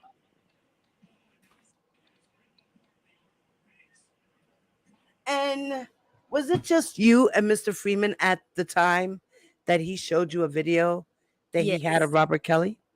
Yes. And where did he show you that video? I don't remember where he showed me. Did Mr. Freeman tell you anything about that video? No, I don't recall. And you stated that Robert Kelly was in the video that Mr. Freeman showed you, correct? Yes. Do you recall who else was on the videotape? I don't recall. Do you recall whether it was a threesome video or just Robert Kelly and one other person? Ms. Judge says, objection. He answered, he doesn't remember. The judge said, Well, maybe. Go ahead. You can answer. It was Robert Kelly and one other person. Was Lisa in the video that Charles Freeman showed to you? No. Do you recall the setting of either of the or the video that Charles Freeman showed you? Yeah, it was like in the living room one scene, and another one was like in a different room in a bedroom or something like that. And was it the same girl in both scenes? Yes. In the videos that Mr. Freeman showed you, did Mr. Kelly and the girl talk about the girl's age? Miss Bonjean says, I'm going to object. This has been introduced. I mean, through Mr. Freeman, there's been evidence presented. I don't know the relevance of having Mr. Murrell describe what he saw. I'm not following the relevance of that. The judge says, objection is sustained. Directing your attention to 2008, did you travel to Chicago? Yes. And who did you go to Chicago with? Ask that question one more time. 2008, did you travel to Chicago? Yes. And who did you go to Chicago with? Chuck. And what was going on in Chicago at the time that you and Mr. Freeman made the trip to Chicago? He was supposed to meet with June or Daryl. Miss Judge says, objection. Speculation, Judge.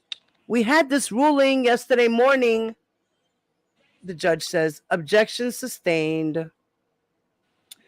Why were you and Mr. Freeman traveling to Chicago? So he can meet with either one of the individuals. Miss Judge says, objection, Judge. The judge says, objection sustained. So, Mr. Freeman was planning on having a meeting in Chicago. Is that right? Yes. And why were you coming? Because I wanted to speak with Rob. Why did you want to speak with Robert Kelly? Because all this time I never got a chance to talk to him about me having tape and all that tape type of stuff. And what did you want to tell Mr. Kelly about the tape? Ms. Bonjean says, I'm not sure how this is relevant. I mean, and then the judge says, objection sustained. At the time you traveled to Chicago, was it leading up to Mr. Kelly's trial? Yes. And were you aware of the charges in that case? Yes. And you stated that you previously in 2007 had a tape of Mr. Kelly, Lisa, and another girl, right? Yes. Did you ever go to the police with that information? I didn't feel I had to. Why not? Because it just looked like a threesome to me. I mean, while you were in Chicago with Mr. Freeman, do you recall having a phone call with June Brown?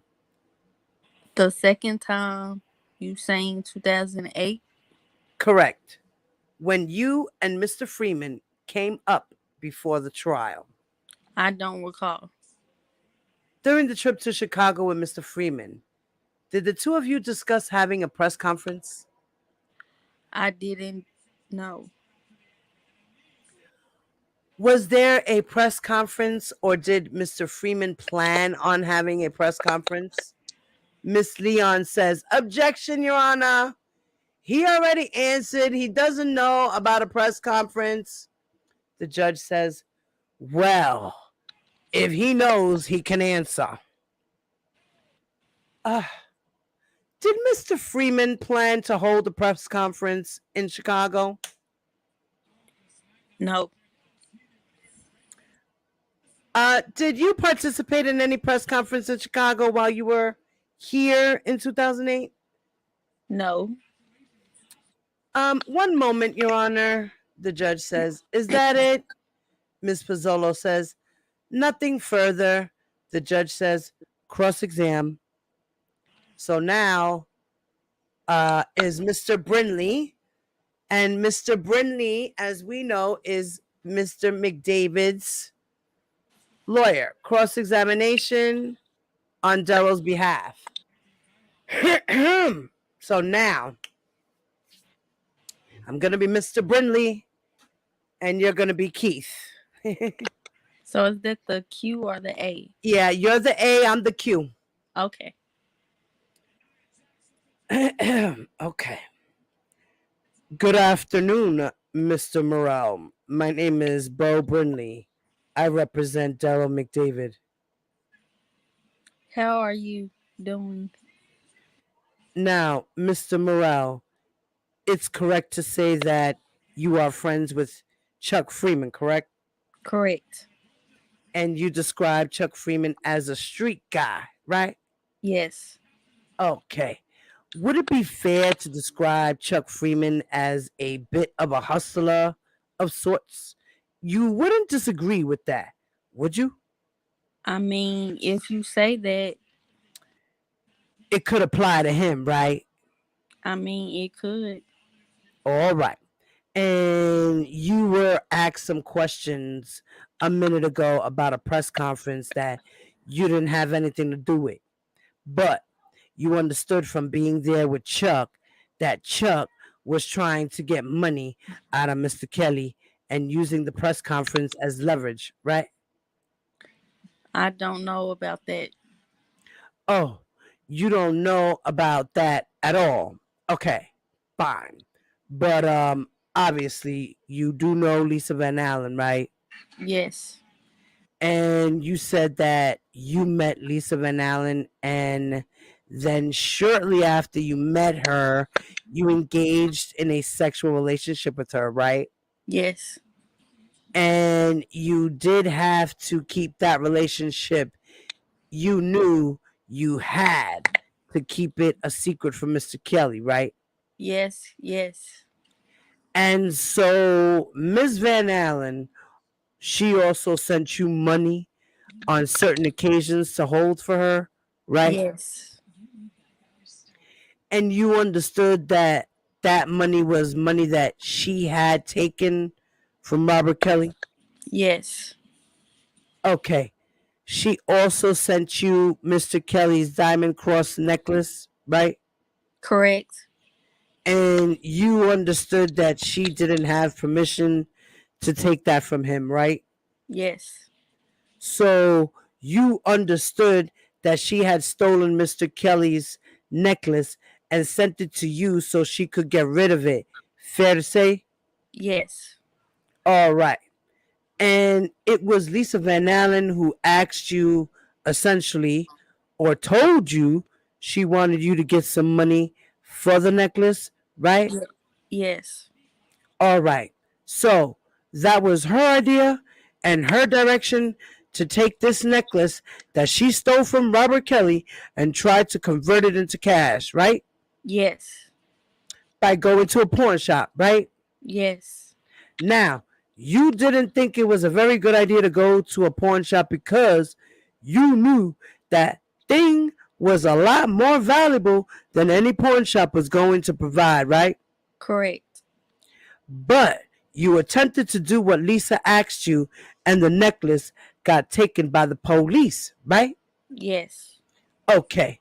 Now, in terms of this video, while you were living in Kansas City, Lisa Van Allen told you that she had a sexually explicit tape of her and Robert Kelly and another woman, right?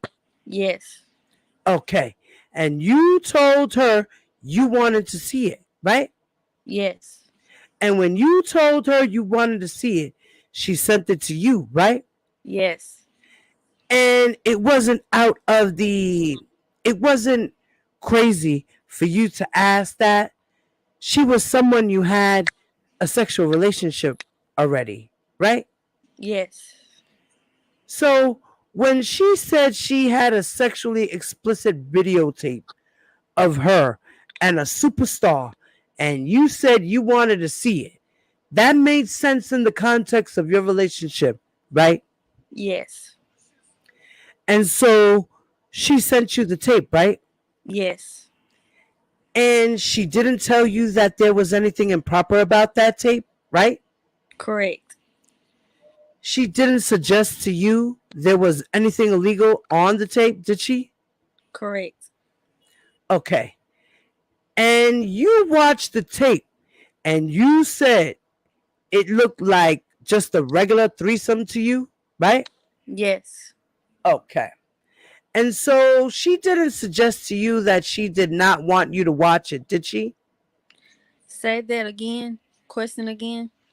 She did not suggest to you that she didn't want you to watch it, right? No.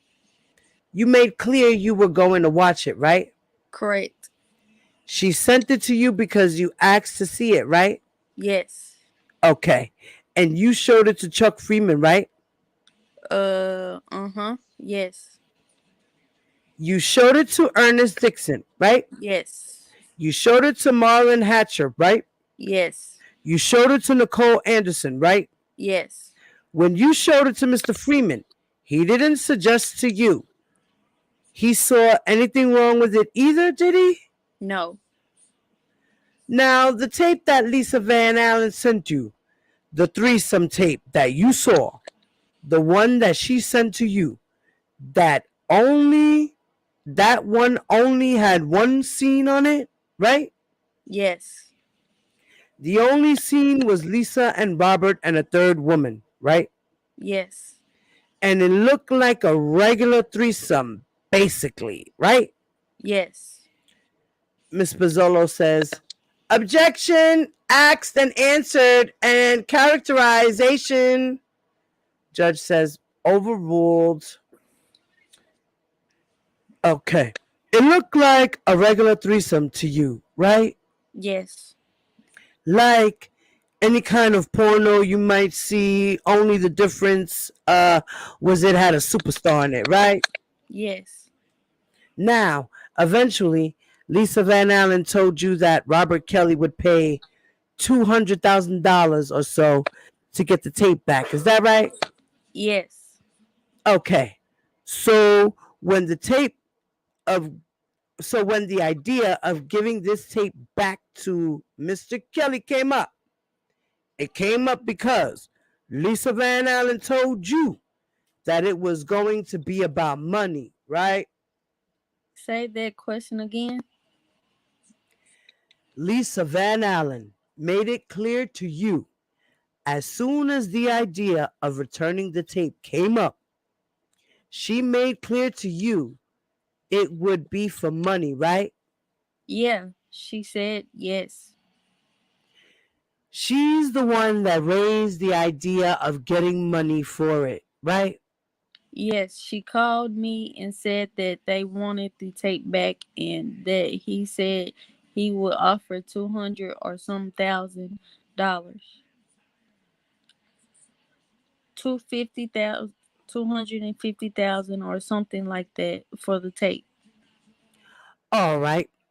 And then you said you spoke to Mr. McDavid, right? Yes. About coming to Chicago to return the tape, right? Yes. Okay. And when you spoke to Mr. McDavid at that point, it was clear to you that money would be paid for the return of Rob's sex tape, right? Yes. Okay.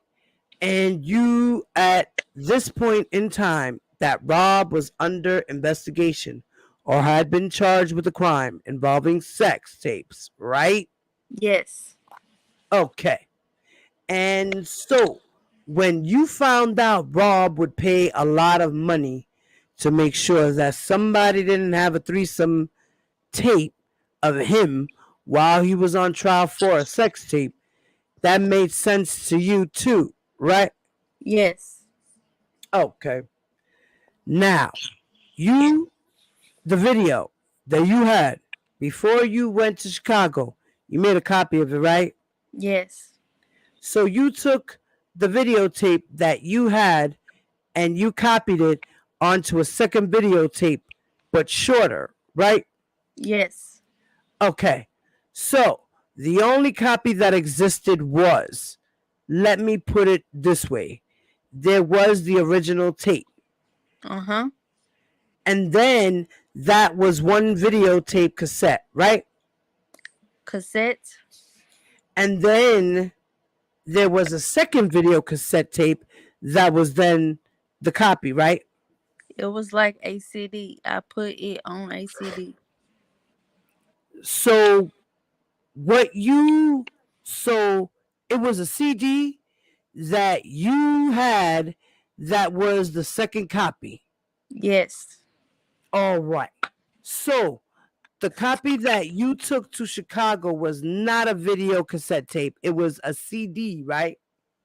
Which time? The first time. Yes. Okay. So when you went to Chicago, what you were giving them was a CD, right? Yes. And that CD contained the first 8 minutes or so, right? Probably so. Yes. Okay. And you said you went there, and at the location that you went to, you were met at, you said it was a hotel, right? Yes. And you were met by Daryl Mcdavid, right? Yes. And there was a polygraph examiner there, right? Yes. Okay. And then there was someone else that you said searched you or something to that effect, right? Yes. Okay. And so you came into the room. Polygraph examiner is there. Daryl was there. And you provided the CD to Daryl, right? Yes. Okay. And then you said, Mr. Murrell, you said then that Daryl and Lisa went into another room, right? Yes. Leaving you there with the polygraph examiner, right? Yes. And then you didn't see what actually happened in the other room, right? No. So you don't know if she talked to him in the other room or she looked at the tape. You don't know, you don't really know, do you? They went to look at the tape. You think they went to look at the tape? They said they did. Okay. That's what I said. Okay, sorry. That's what Daryl said. Okay. That's what Daryl said. And then they came back after they'd come back. It was clear at that point that the CD that you had given him wasn't the whole tape, and they knew that, right? Yes. Okay. And then you took the polygraph test and you told him you didn't have any copies and you failed, right? Correct. So he knew you had copies, right? Yes. And so what this was a situation in which you let me see how to phrase this. I apologize. So this was, you had a situation where you had told them you were bringing them an original tape to get paid money, right? Yes. And what you brought them was not an original, right? Correct. You got caught lying about it, right? Did I? Yes. Yeah. Okay. But even when you got caught lying about it, Mr. McDavid he didn't threaten you or do anything crazy, did he? No. In fact, what he did was he gave you $20,000 to show good faith. And then he said, go and get the real video and bring it back, and I'll give you the rest of the money, right? Yes. Okay. So he didn't say anything threatening.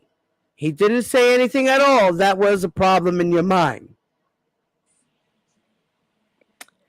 Well, he said if I didn't come back, this guy right here will come see me. Oh, the other guy that was in the room? The tall guy. Okay. And you weren't worried about that because you believed that you were going to keep your part of the bargain, just like he said he was going to do. He was going to, right? Correct. All right. And Lisa Van Allen, when she was there too, it was obvious and you understood she was expecting to get paid that day too, right? Yes, I believe so. Now, you said today that this meeting took place in a hotel room, right? Yes. And that's where the tape was turned over, right? Yes. Okay. Can I get the document camera, please? Mr. Murrell, before you gave testimony in this case, you went to a grand jury, right?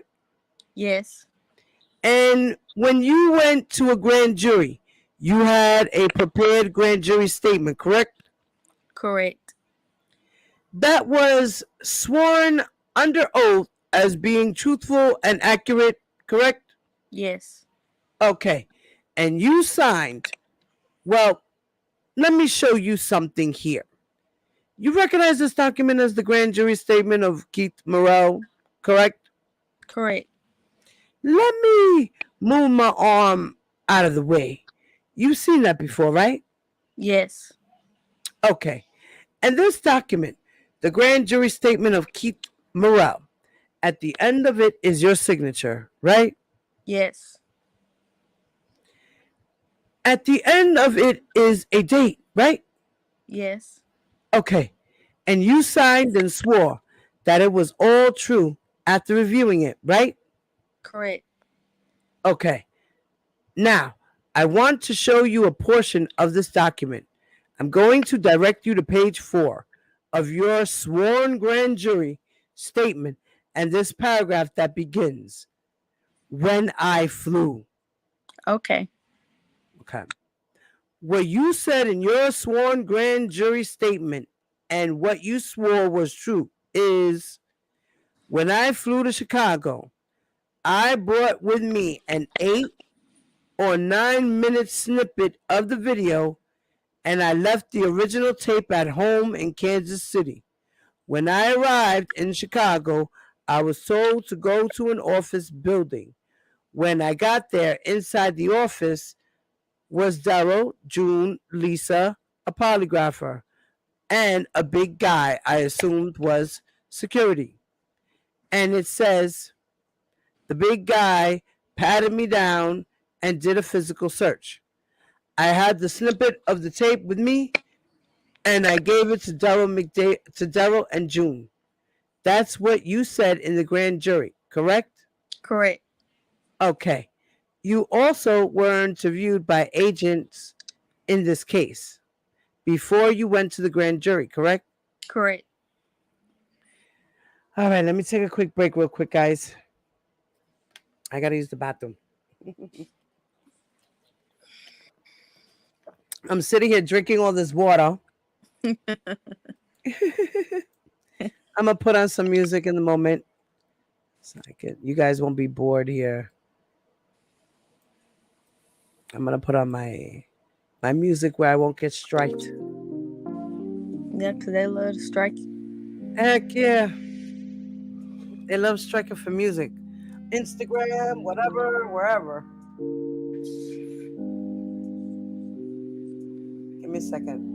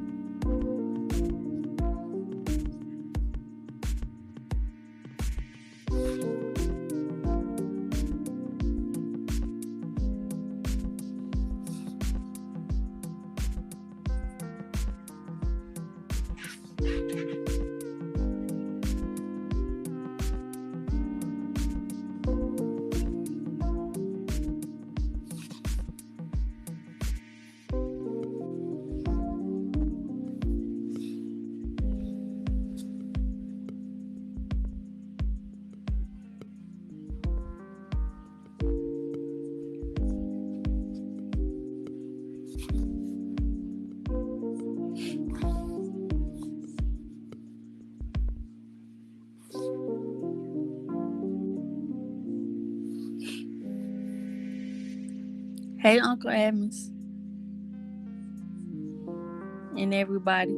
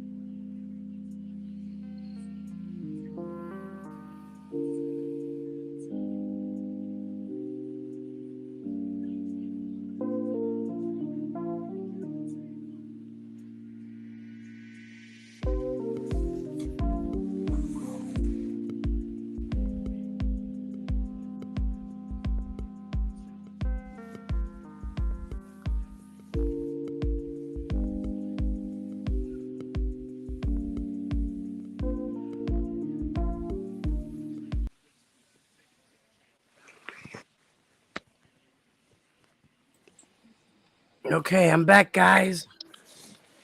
Shout out to everybody that's in the chat. What's up, y'all? Hey, DJ Juan. What's up, Pops? Shout out to my Pops in the building. That's my Pops in the building, y'all. DJ Juan. Shout out to my Pops. Amos. What's up? What's up? What's up? What's up? What's up, JM? J McCrib. What's up, baby? Can everybody hear me Yes. okay? Yes, I hear you fine, sweetheart. All right, y'all ready?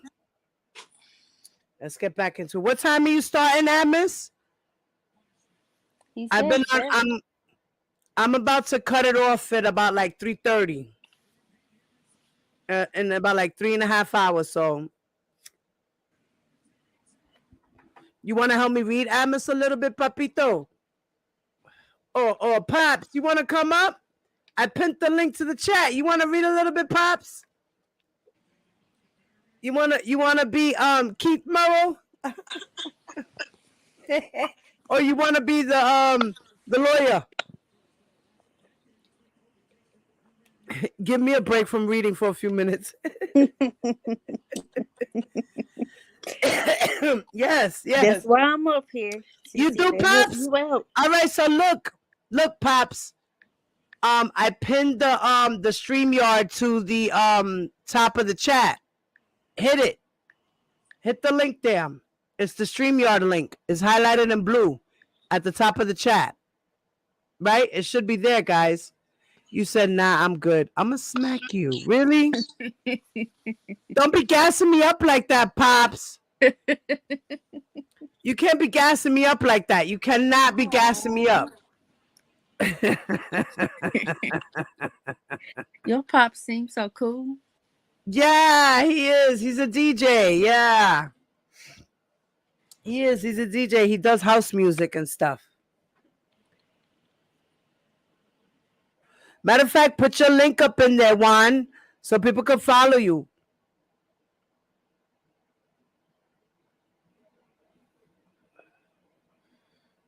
Okay, something happens to Flawless that the device isn't connected. Flawless, you got to reconnect. I love you too, puppy. You just listening? Okay. Oh, there she goes. Okay. Hear me? I got you now, mamita. I have 10 more minutes. Okay, baby. So let's finish up. Okay. Ready? Yes. Let's go back. Let me start at line number 3. Okay. And when you were interviewed by the agents before you went to the grand jury, you provided them information about this meeting that you went to when you took the polygraph and turned over the tape, correct? Yes. And when we're saying tape, what you turned over was actually a CD, right? Yes. Okay. And what you told them, let me ask you, around July 2nd of 2009 to 2019, I'm sorry, not 2009, July 2nd, 2019. That sounds like about the right date when you met with them. Agreed? Yes. And when you met with them, one of the things that you told them was as follows. When you arrived in Chicago, you went to an office building and Van Allen was there, and you were expecting to be paid $250,000 for returning the tape. Inside the office, you said that McDavid, Brown, a polygraph examiner, and a big guy were there. And you said that you turned the tape over to either McDavid or Brown. You said that when you talked to the agents, right? Yes. Okay.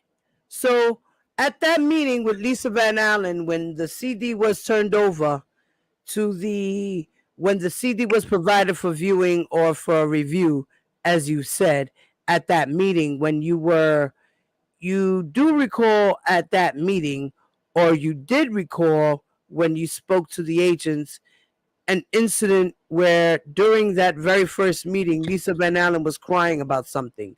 Do you remember that? The very first meeting? Yeah. Yes. Okay. And when it was that Lisa Van Allen was crying about the first meeting, was the fact that you didn't bring the original, right? Yes. And so, in essence, what she was crying about was the fact that you weren't going to get paid, right? Yes. Okay. She did not suggest to you on that day that she was crying in any way because Daryl Mcdavid threatened her, did she? No. And you were a friend of Lisa Van Allen's for years, right? Yes. And during all of those prior to some Facebook messages, and I think you know what I'm going to refer to. We're going to get to those later. But prior to those Facebook messages, she had never once suggested that Daryl McDavid had ever threatened her at all, had she? No. And she had never once suggested prior to, never once suggested at all that Daryl McDavid forced her to sign some attorney statement either, did she? No. Okay. Now, Mr. Murrell, she did contact you with some Facebook messages, right? Yes. And when you got those Facebook messages, I presume they seemed pretty strange to you, like they're coming out of nowhere, right? Yes. Okay. Now, I'm going to refer to those. They were admitted into evidence. I believe they were admitted as Kelly 117. I'm going to show you some of these messages and talk with you about them a little bit. And so on Kelly Exhibit 117, this is Lisa V. That's Lisa Van Allen. That's her Facebook, right? Yes. Her Facebook messaging. Uh-huh. And she reaches out to you and says, hey, right? Yes. You say, what's up, right? Yes. Then out of nowhere, she says, did I ever speak to you about why I was crying when I met Daryl with the tape when you asked, was I okay? You see that? Yes. And you said, no, right? Correct. And what you actually, if we could publish to the jury, I'm sorry, I should have said that. And the date on this is 10/24/2018. Can you read that? Yes. Okay. And so she says, did I ever speak to you about why I was crying when I met Daryl with the tape when you asked, was I okay? And you said no, right? Yes. And so this was out of nowhere that she brings up this question to you, right? Yes. In all the years that she's talked to you about this tape and everything else, there had never been a hint that she had ever been threatened by Daryl or anyone else, right? Correct. Okay. And so she sends you this Facebook message talking about crying. And in fact, when she sent you this, you remembered on your own, aside from what she was trying to say here, you remembered on your own that the reason she was crying was because she didn't get her money that day, right? Yes. Okay. And so when you denied her ever saying anything about that, she then says, I didn't tell you about Daryl threatening my life. And she goes on, this murked you from the beginning thing. I didn't tell you that. And you said, wow, that's crazy, right? Correct. And the reason you said, wow, that's crazy, is because you had never heard anything about that, whatever, right? Correct. Okay. And when she's sending you these Facebook messages asking you this question out of the blue about whether she ever told you Daryl threatened her life and about crying, that actually happened. It was October of 2018. That was before you spoke to the federal agents in the conversation you and I just talked about, right? I'll refresh your memory. Maybe that will help. Remember, I said July 2nd, 2019. You met with them and you said, yeah, that's right. Yeah, I have to see it. I don't. Okay, let me show you. Let me show you. I'll show you what I'll mark as McDavid Defense Exhibit 26, just to give you an idea. Okay. So you know what we're talking about. You can see at the top, July 2nd, 2019, some agents interviewed Keith Murrell. Yes. Okay, so these Facebook messages about Lisa saying, did I tell you I was crying because Daryl threatened me? Uh-huh. Those happened on the 24th of October, 2018, right? Correct. And so when you had the conversation about Lisa crying with the agents in July of 2019, they were talking to you about these messages, right? Yes. And so when they asked you what was Lisa crying about, you didn't tell them some story about Daryl threatening her. You told them the truth, right? Yes. You told them the truth, that she was crying because she wasn't going to get her money for the tape, right? Yes. Okay. And then she goes on in this Facebook messaging after you tell her this whole story sounds crazy because you knew it wasn't true, right? Yes. Okay. And you said, she says to you, I'm asking because the production company wanted to speak with someone who would know he threatened my life. I told other people. I just thought I told you as well. You understood her to be talking about the show Surviving R. Kelly that she was on, right? Yes. And you understood from the messaging here that she wanted you to talk to these people and say that you knew about some threat so they could let her put it on TV. This statement about Mr. McDavid, right? Yes. Okay. But you told her you couldn't do that because Mr. Murrell, you knew very well that she never said anything about such a threat, right? Not to me. Right. And she says that she told other people, but as of October 24th, the person she was asking you is a person that she never told anything about it, right? Never told me that. No. No. And in fact, the crying incident that she tries to draw your attention to, you knew on your own had to do with something totally unrelated to a threat, right? Yes. Okay. And you talked about also at some point you saw some video that Chuck had of Rob and some other female, right? Yes. Okay. And in fact, Mr. Murrell, that video that Chuck had that you saw that he showed you, you had actually seen that on the internet somewhere else too, right?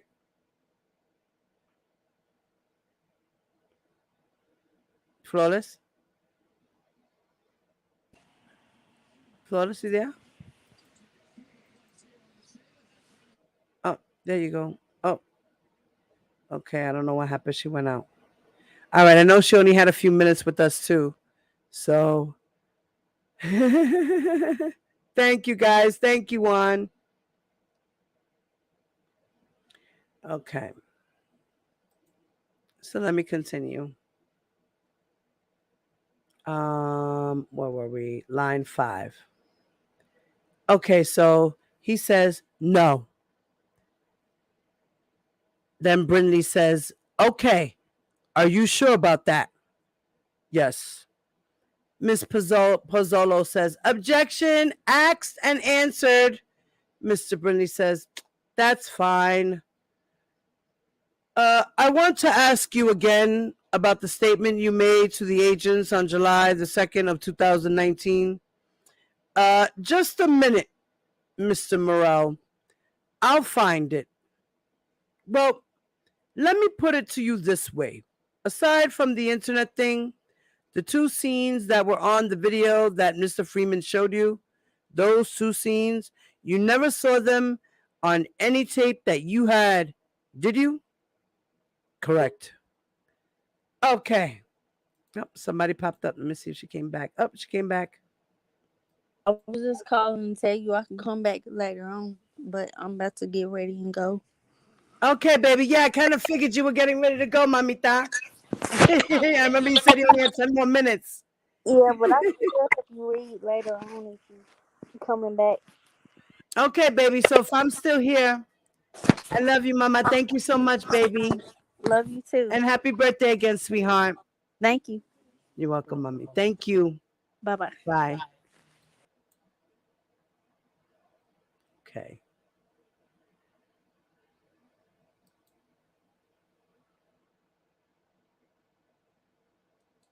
Okay. All right. So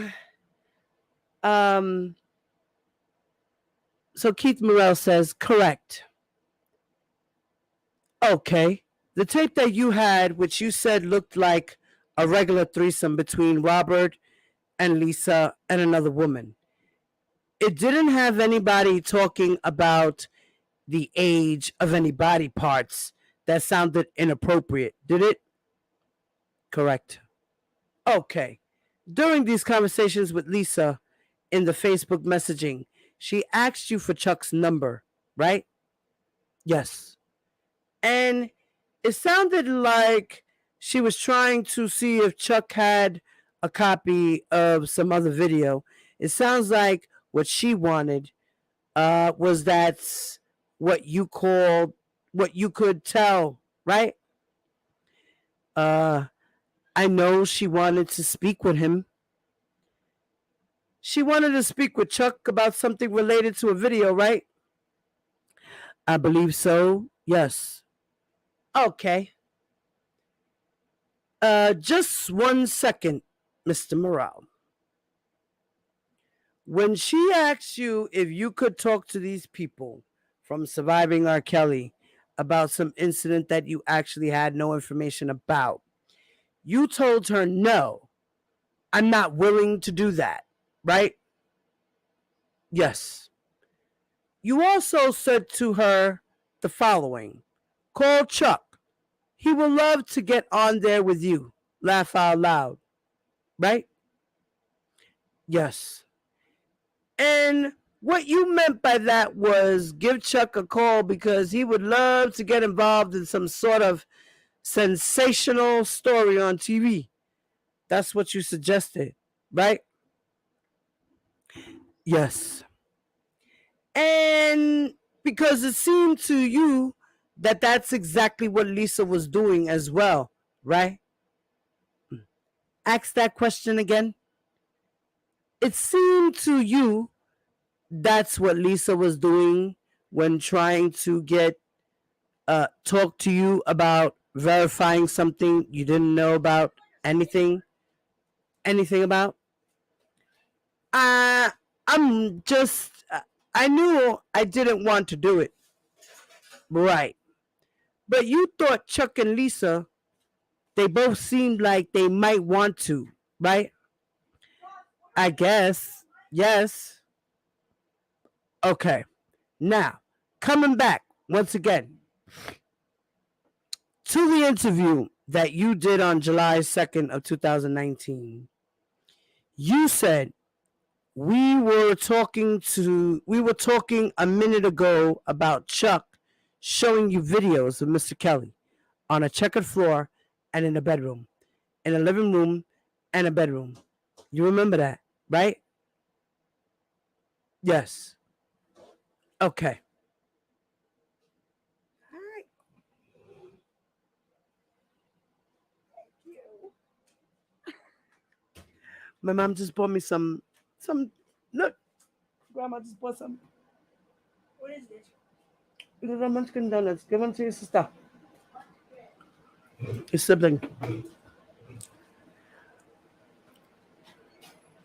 So you remember that, right? Yes. Okay. Well, when you talked to the agents on July 2nd of 2019 regarding Chuck's video, I'll put this here to refresh your memory. You said that you viewed video recordings that were in Chuck's possession, and that Chuck was in possession of videos which showed Kelly engaged in sexual activity with an unknown female on a checkered floor and a bedroom. And you said you had also viewed those videos on the internet. Do you see that? Where you said that to the agents? Yes. Okay. And you don't actually know the video that Chuck showed you. You don't know where he got that. Do you? I don't know where he got it personally. No. Now, Mr. Murrell, earlier today, as you were giving your testimony, there were a couple of times where you gave statements and said, I remember it was either Daryl or June that did certain things. Correct? Correct. Remember, you said that Daryl or June, and then somebody said, objection. Remember that happening? Yes. I want to talk to you about that for a minute. Now, you gave your grand jury statement back on the 5th of September of 2000. And it was September the 5th, 2019. Correct? Does that sound right to you, Mr. I would have to see it. You have to take a look. All right. Hold on. Yeah. Let me figure out what I did with it. Just a second, sir. I got it backwards. Okay. So, your grand jury statement here in this case. This is it. Once again, McDavid Exhibit 25. You remember looking at it a few minutes ago, right? Correct. Ms. Pizzolo says, Your Honor, if I may, I believe the objection was sustained when he was asked about Daryl or June.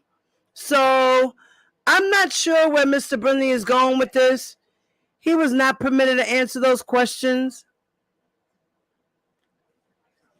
Mr. Brindley says, No.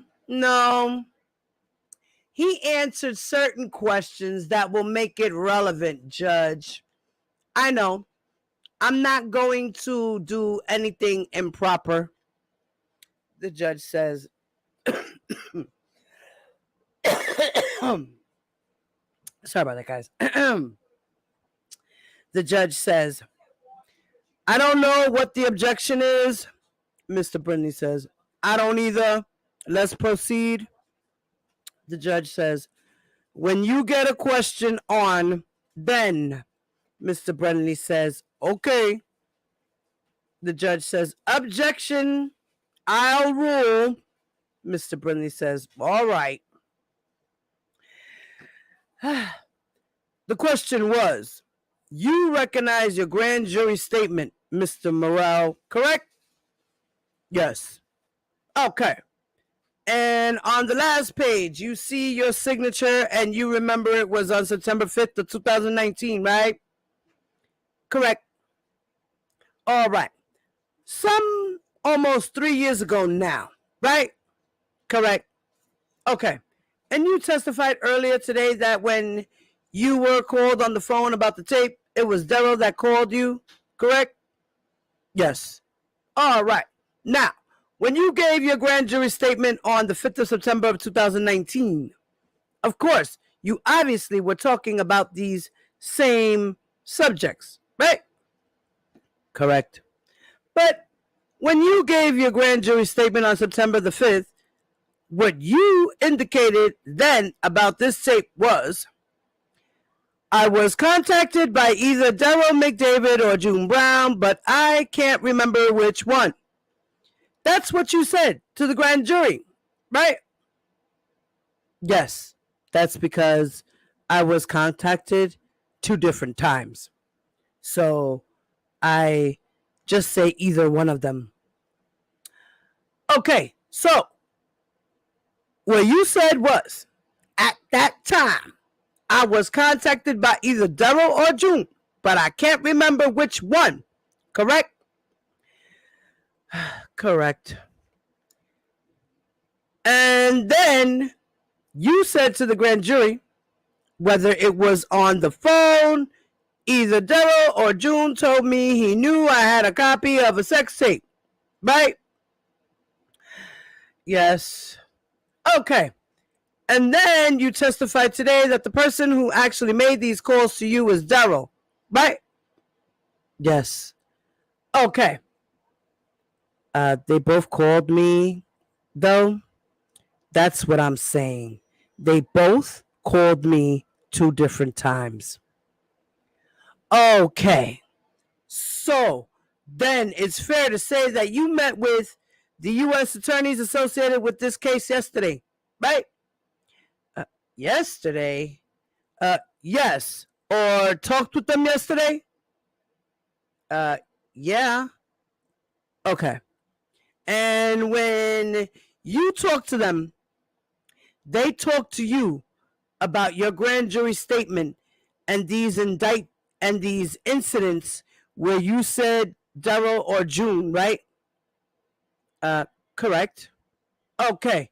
And so with respect to these 2 incidents, where was the tape where previously you said Daryl or June about these phone calls? Today you testified Daryl, right? Correct. And before yesterday, you had never changed the content of this grand jury statement, correct? I always meant it that way. Okay. Just how I said it? Okay. You always meant it that way, but when did they tell you that you had to choose one or the other? No. Okay. But when you gave your testimony today, what you said was Daryl called, right? Yes. Okay.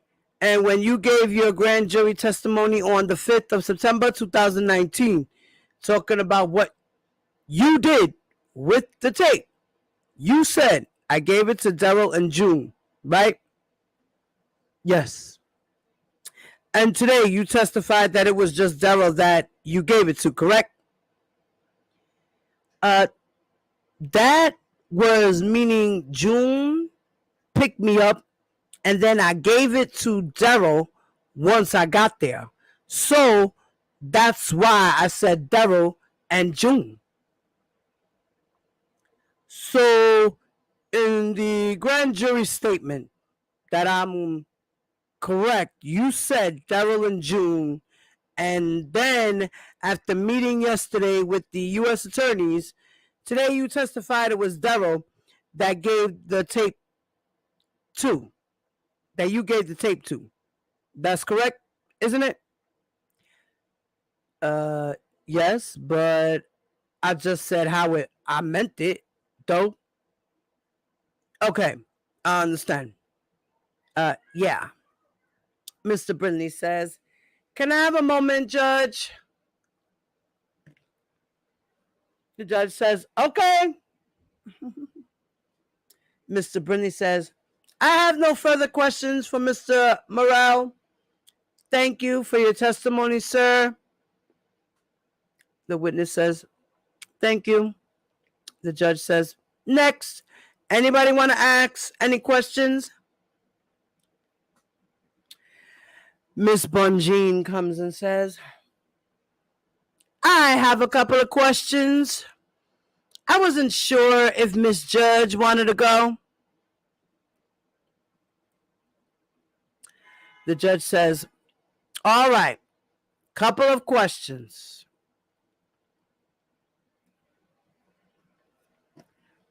Miss Bonjean says,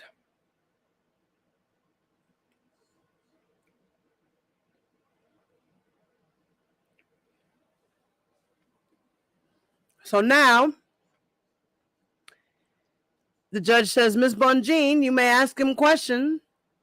You may question him. Miss Bonjean says, thank you, Your Honor. Now we're going to have cross-examination on behalf of defendant Kelly.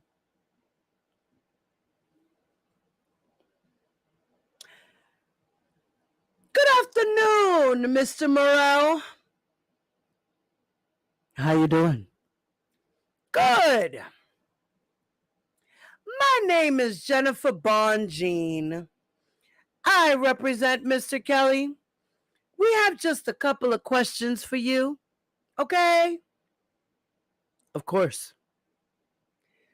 Who was the first person who introduced the idea to you of being paid for the tape that Lisa Van Allen sent to you?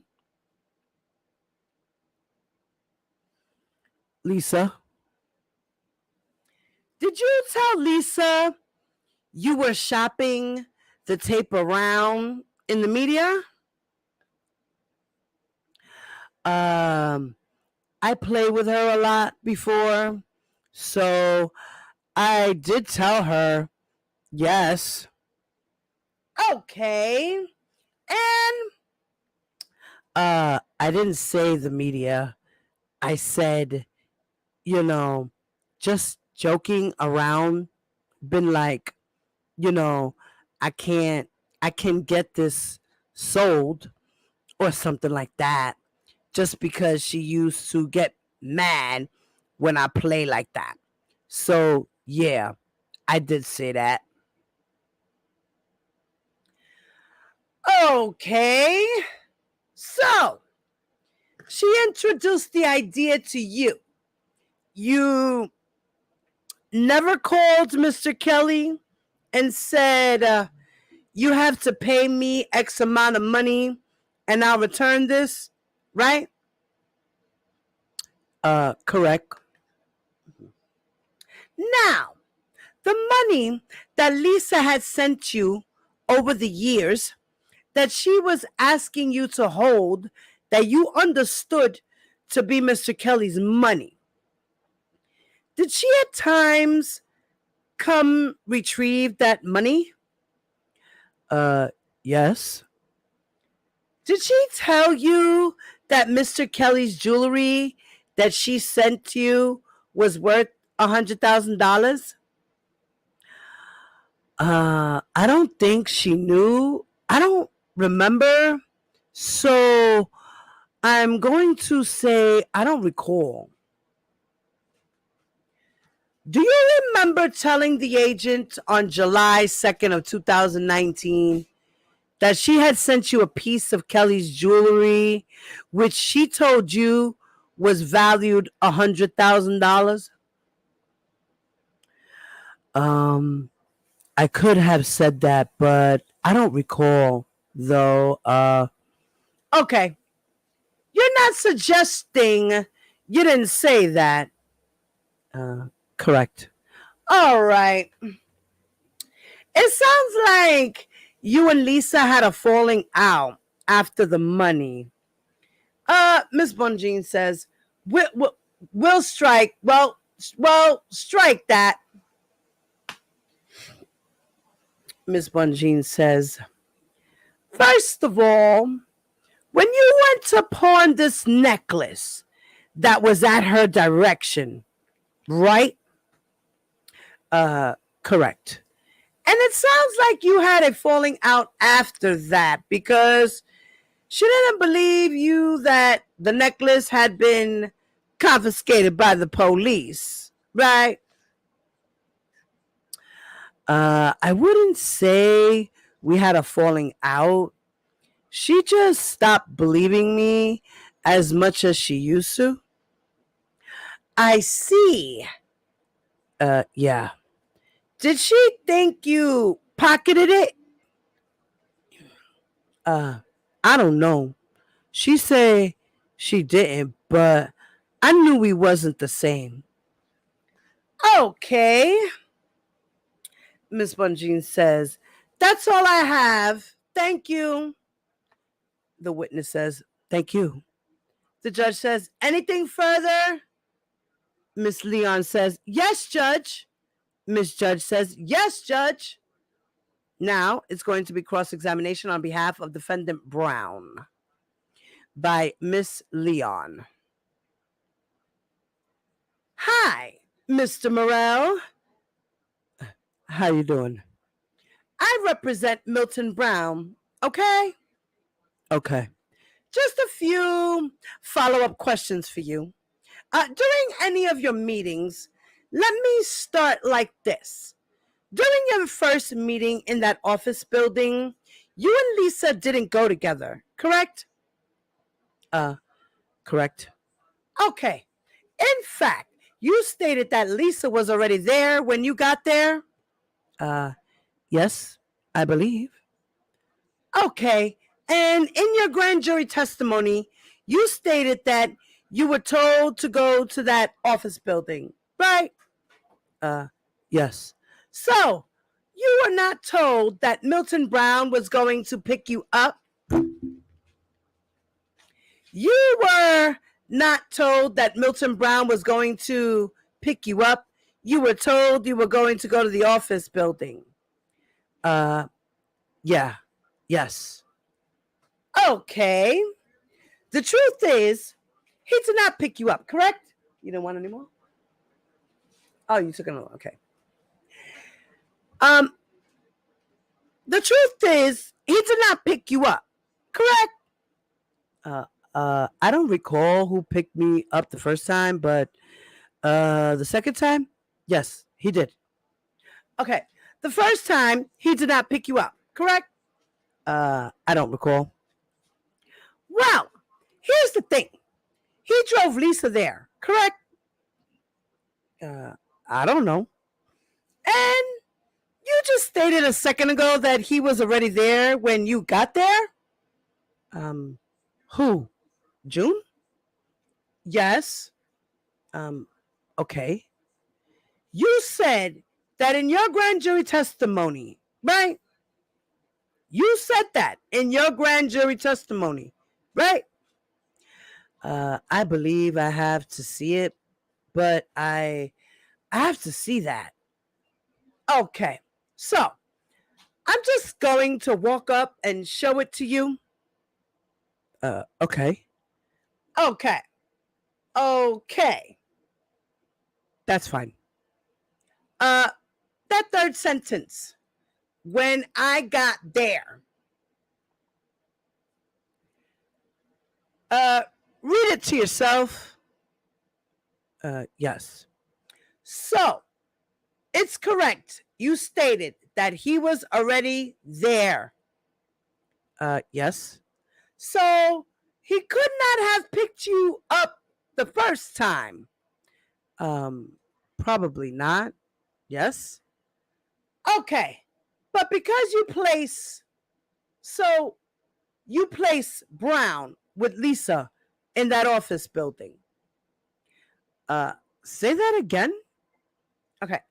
According to your grand jury testimony, you're placing Daryl, June, Lisa, a polygraph examiner, and some security guy in the office already when you get there? Correct. Okay. So, I want to talk about that now. Okay? Okay. That isn't actually true, is it?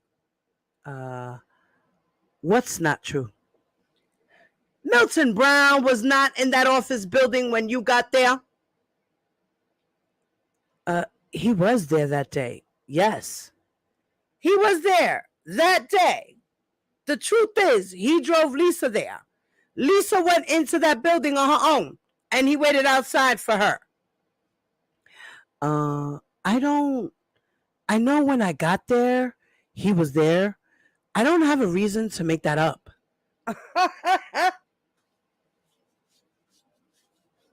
Okay. So, when Lisa was crying about the fact that she didn't get money, she's lying when she said she ran out to June, who was waiting for her in the car. That's what you're saying. Say that again? Miss Pozzolo says, I'm going to object to hearsay, Your Honor. The judge says, well, I guess that he's certainly, not suggesting it's for the truth. Miss Leon says, I'm not, Your Honor.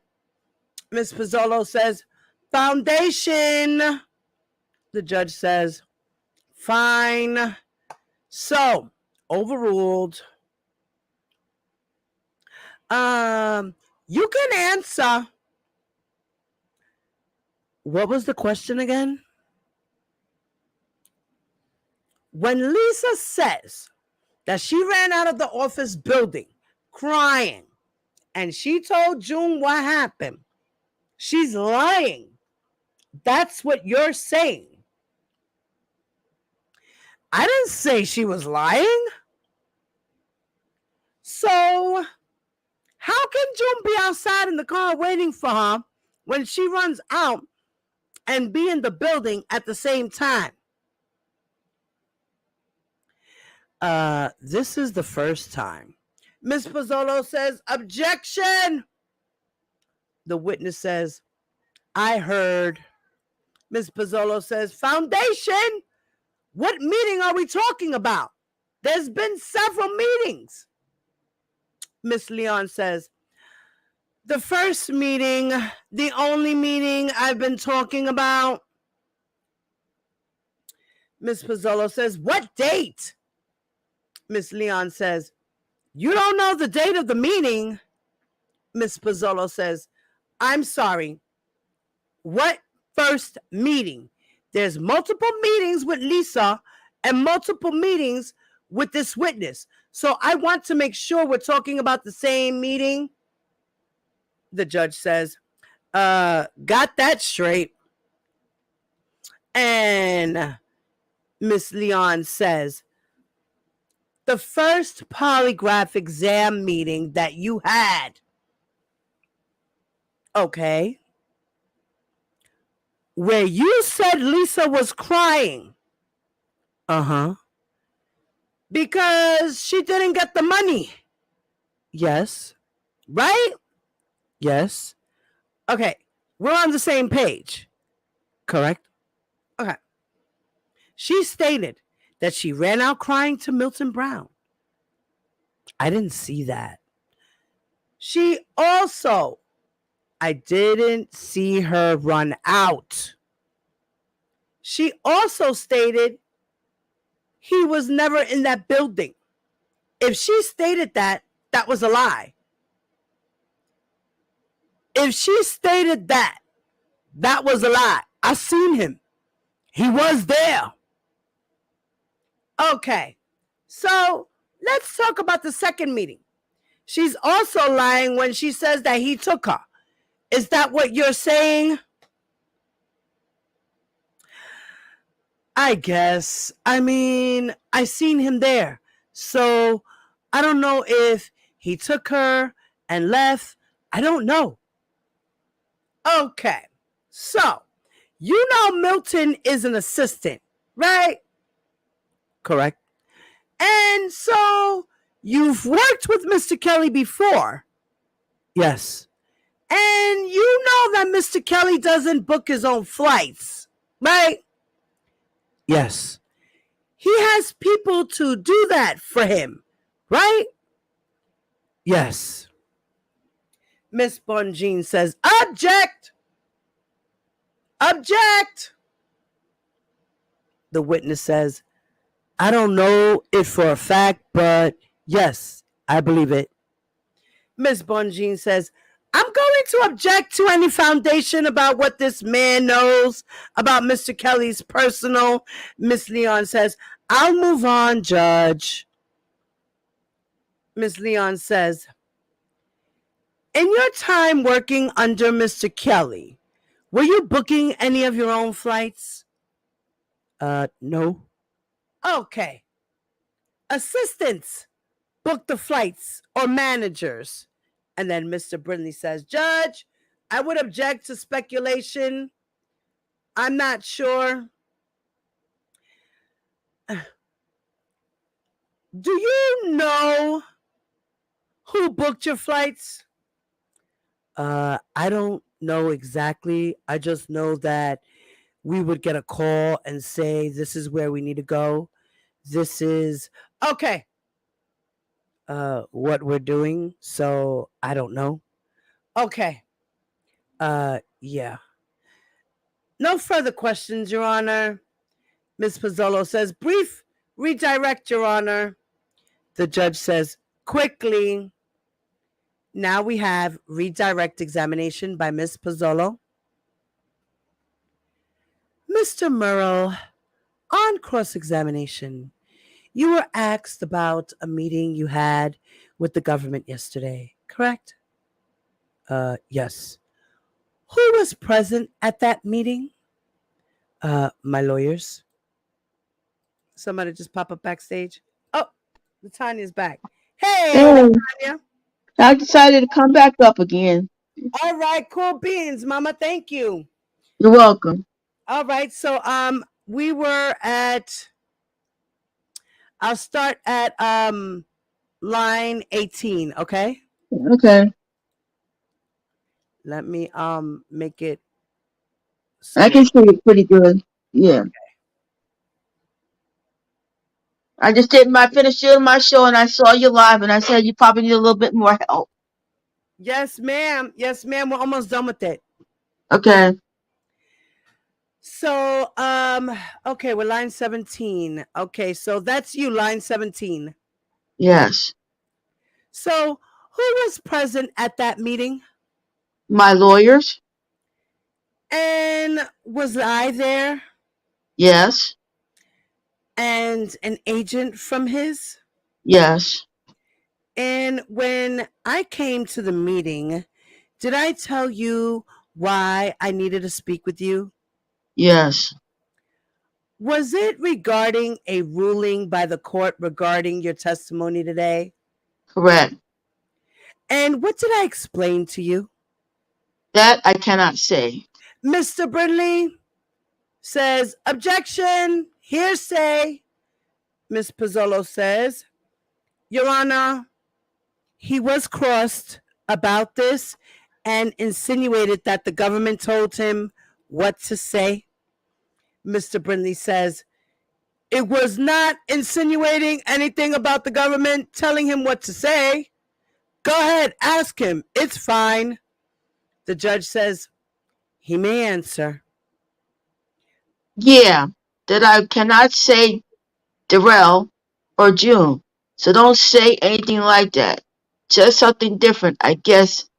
And Oh, that's fine. You did good.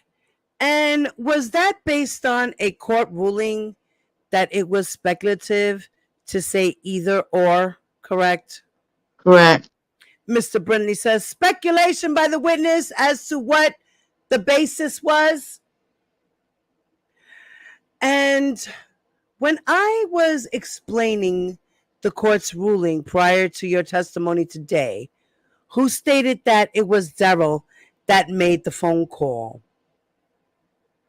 Me. On cross-examination, you were asked about contacts that you had with Lisa over the years, correct? Correct. In 2007, did you and Lisa stop speaking? Yes. Why? Ms. Bonjean says, I'm not sure what the objection relevance. Mr. Brindley says, agreed, objection, relevance. Ms. Pozzolo says, Your Honor, on cross, he was asked a number of questions about whether Lisa told him this or that. The judge says, he may answer. Why did you stop talking to her? Uh, why did you stop talking to Lisa in 2007? Why did I stop talking to her? Correct. Why did the two of you stop talking? I just think over time, just things just fade away, and plus, I just think our time stuff like that just happens. She lives in a different state. I live in a different state. So when you ain't speaking with somebody, just ain't nothing there.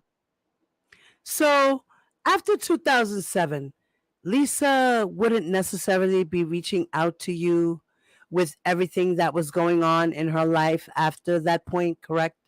Correct? On cross examination, you were asked questions about the threesome tape that you received from Lisa, correct? Yes. And you were asked about whether the third person was referred to as a woman during cross examination, correct? Say that again. Was a third person in that video referred to as a woman during cross examination? Miss Bonjean says, Judge, objection. That wasn't the question. Mr. Brindley says, that was never asked. Miss Bonjean says, that was what Mr. Brindley said, but that was never a question. Objection. Miss Pozzolo says, Mr. Brindley opened the door to me, asking him questions. The judge says, wait. Miss Pozzolo says, by referring to her as a woman. Mr. Brindley says, I never. The judge says, was the third person a woman? Mr. Brindley says, Judge, the question that was asked was Mr. Kelly, a woman, and Lisa Van Allen. It was a very general question. Nobody said, the judge says, there was a woman. I mean, Ms. Bonjean says, Judge, moreover, the witness has already answered the question about, Mr. Brindley says, he answered the question. Ms. Pozzolo says, Ms. Bonjean says, excuse me, I'm making an objection still. The witness has already answered the Man, question on direct examination that he you didn't gotta know. calm down before you have a stroke, man. That was Dad. his answer. Then the judge says, I'll sustain the objection. We're getting, Mr. Brindley said, thank you. The judge said, a little afield. Go ahead. Ms. Pozzolo says, I have nothing further, Your Honor. The judge says, all right, we're going to suspend until Monday at 10 a.m. It is very important again that the jury not read any news accounts, Oh God. listen to any accounts, or watch on TV Dad. or radio, Dad. and stay off any Dad. internet discussion Dad. about this particular case. Dad. Have a nice weekend. Dad. We'll see you 10 a.m. on Monday. Dad. And court is adjourned for the evening, Dad. guys. Dad. Dad. Dad. Dad. What? Dad. Dad. I don't know what to say, but Dad. What happened? No, I don't. Man, Bonjean is getting killed. Dad, Bonjean. Oh, Bonjean's getting killed? I don't know. Bonjean is just having her. She must have got off on the wrong side of the bed this morning, or she didn't eat breakfast or take a shower. I don't know. She must have got so discombobulated that day that she had her head in a knot.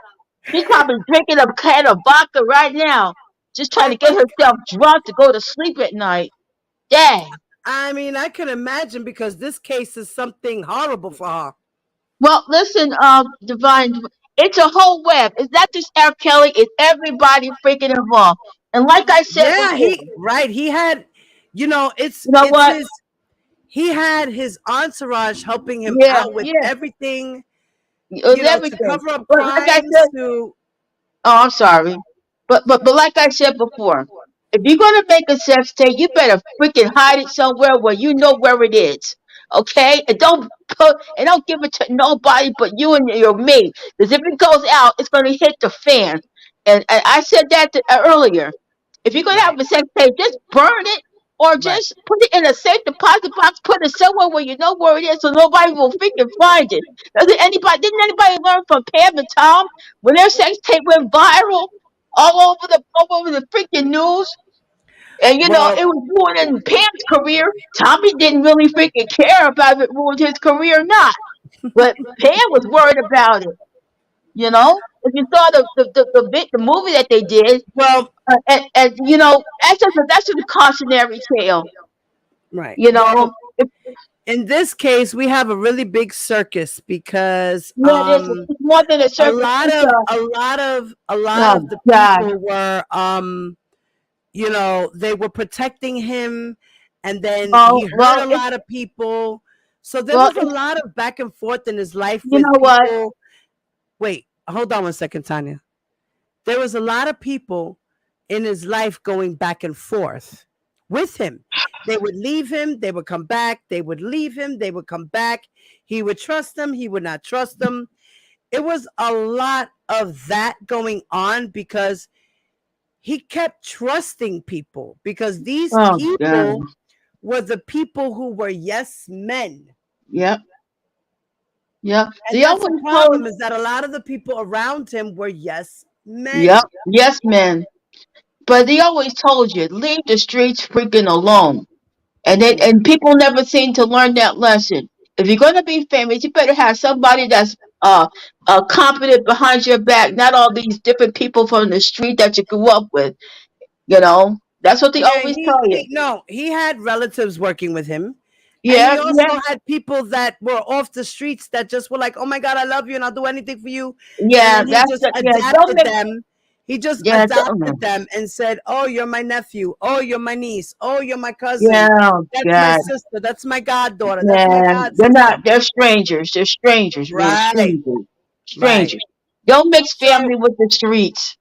yeah. So Yeah, thank you that's so a much, guys. cautionary tale. Yeah. So thank you so much, Latanya, for coming back. Thank you so much, Yeah. guys, for coming and hanging See ya. out. And Peaches. yes, ma'am. Pe- Peaches. Peace, mama. And thank you guys for coming and listening to Keith Murrell. As we all know, at Miss Love Zone, he will be reading the full transcript. Matter of fact, I hope I should have the other portion, the morning portion to this transcript, because this transcript is only the afternoon portion. So I'm waiting for the morning portion so that I can, combine them together and then I could give them out. So guys, thank you so much for coming over. It's been a pleasure. I hope you guys enjoyed that. And thank you guys for those who came on the panel and helped me out, Flawless and Tanya. Thank you.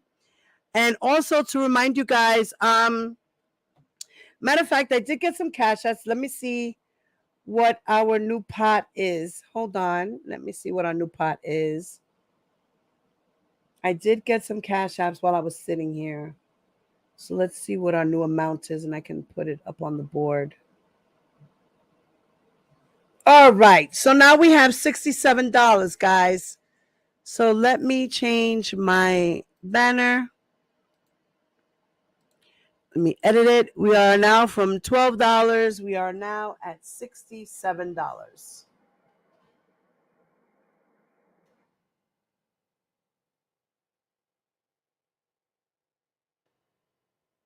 Okay.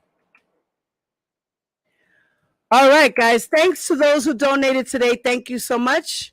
We started we are now at $67. We're working our way from Monday's transcripts. Okay, so hopefully by Monday night, we can have a jar full, at least $312. That is our goal. Okay, so that I can send that off to her. And then as the day goes on, if it carries over, she'll let me know. If it's, too many pages, then she'll let me know if I have to pay a difference. So Thanks again, guys, for donating. You guys are doing a great job. We are all doing a great job. Thank you once again to all. I wondered how Avenatti's client fit into this. Well, Avenatti's client is Chuck Freeman. And Avenatti was also working with Geronda Pace. And he was also working with the Clarys. But he ain't working with nobody no more. So everybody has new lawyers. Hey, Nanya. What's up, Sharice? What's up, Diva Time? What's up, Karen A? And everyone else who walked into the building that I did not see. Thank you guys for stopping by. Please make sure, all right, don't forget, as you guys are walking out, please make sure you hit that like button. Thank you. Don't forget to subscribe to the channel. Make sure you hit that like button. And make sure you put the notification bell on all. All righty. And for those who are going to be watching the replay, make sure you leave your comments up. Make sure they're respectful. And they'll stay there. If they're not, they will be deleted. Okay? All right, guys. If at Miss Love Zone put up a reminder for today for his reading, please make sure you go and set your reminders. And please make sure you follow everyone I follow. The Grown Little Boy Show, The Truth, Kel's Tears, LaKendra, Classy J, oh my God, I forgot. And everybody else. And at Miss Love Zone. I love y'all. Peace.